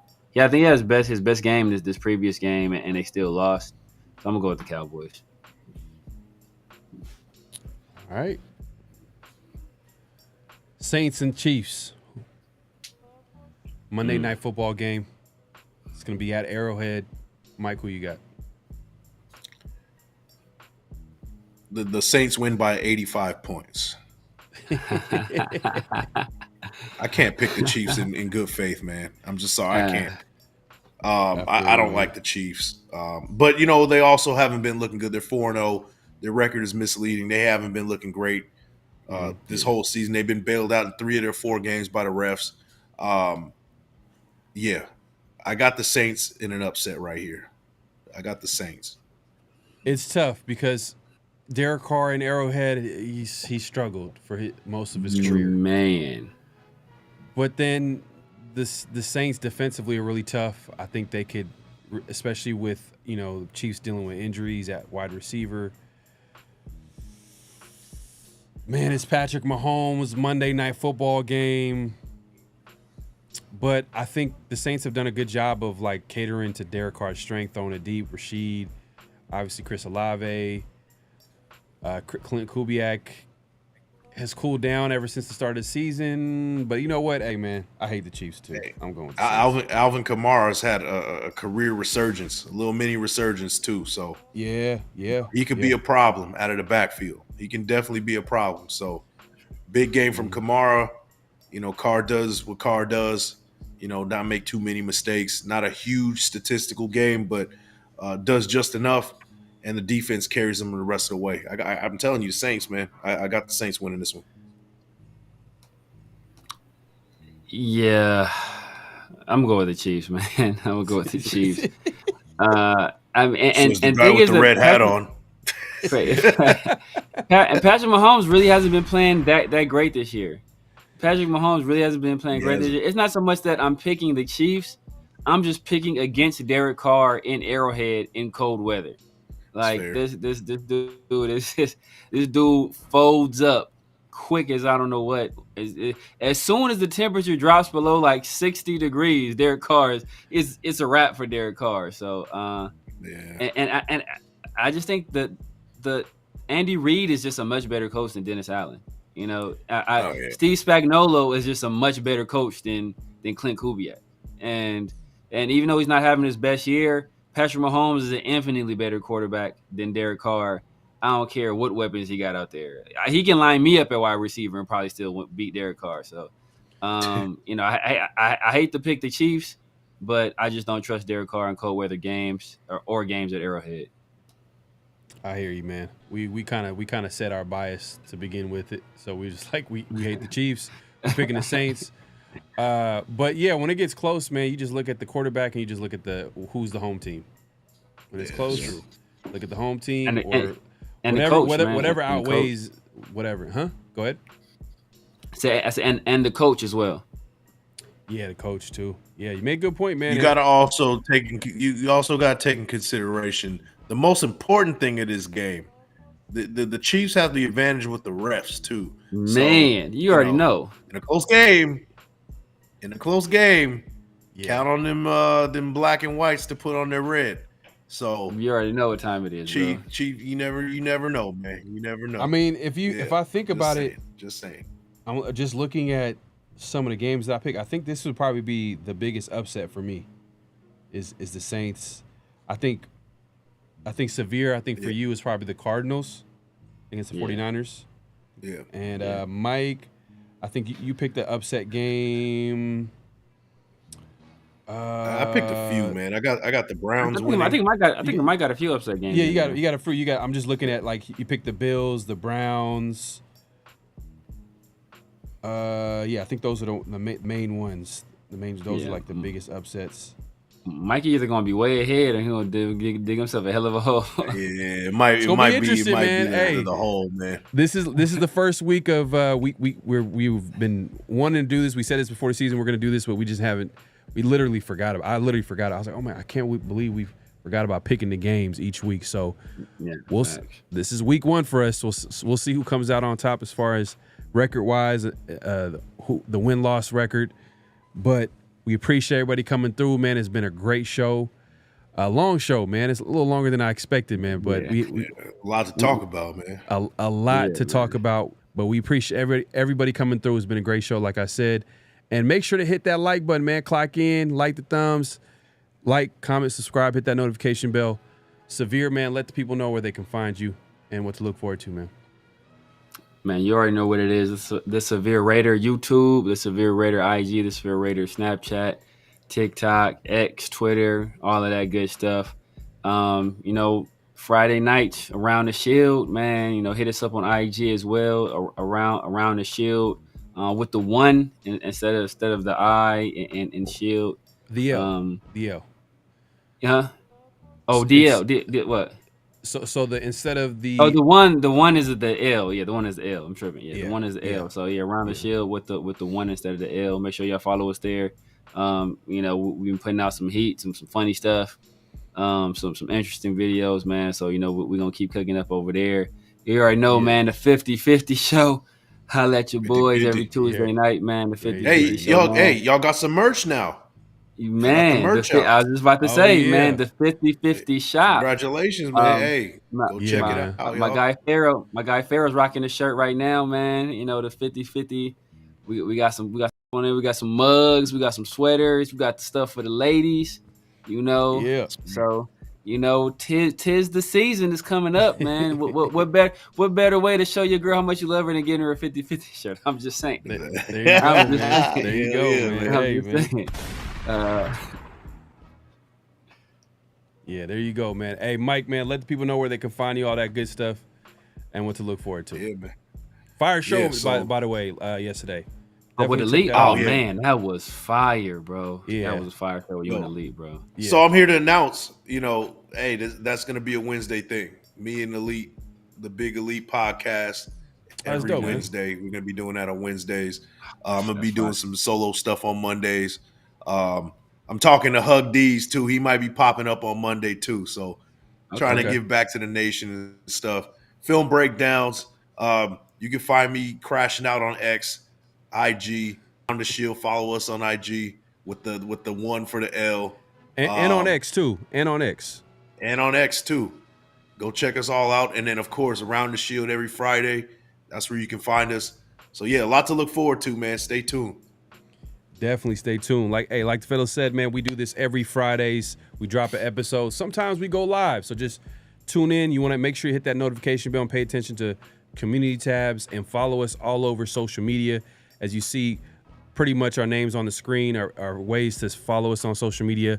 But most importantly, we started a page called Around the Shield, man, where you can see podcast clips, updates, latest news regarding the Raiders on X and on IG. Shout out to Xavier, man. He had a funny clip the other day with Davante Adams and Maury Povich. If you know, man, definitely check it out. But it was hilarious. But yeah, man, you can find us everywhere on social media. And then also we do 50-50 show. Just like my guy Severe said, every Tuesdays evenings. That's a live show. And just, hey, make sure to like, comment, subscribe, hit that notification bell, and also leave a comment. Let us know, man, how y'all feel about some of the stuff that we said. I know y'all didn't agree with everything we said, or if you want to add more to what we had said, did we leave anything out? Just make sure to leave a comment. We definitely read them. We appreciate the support. And I respond to all of them. Yep, exactly. I respond to everything. So come on, man. There you go, man. Mike is letting you know right now.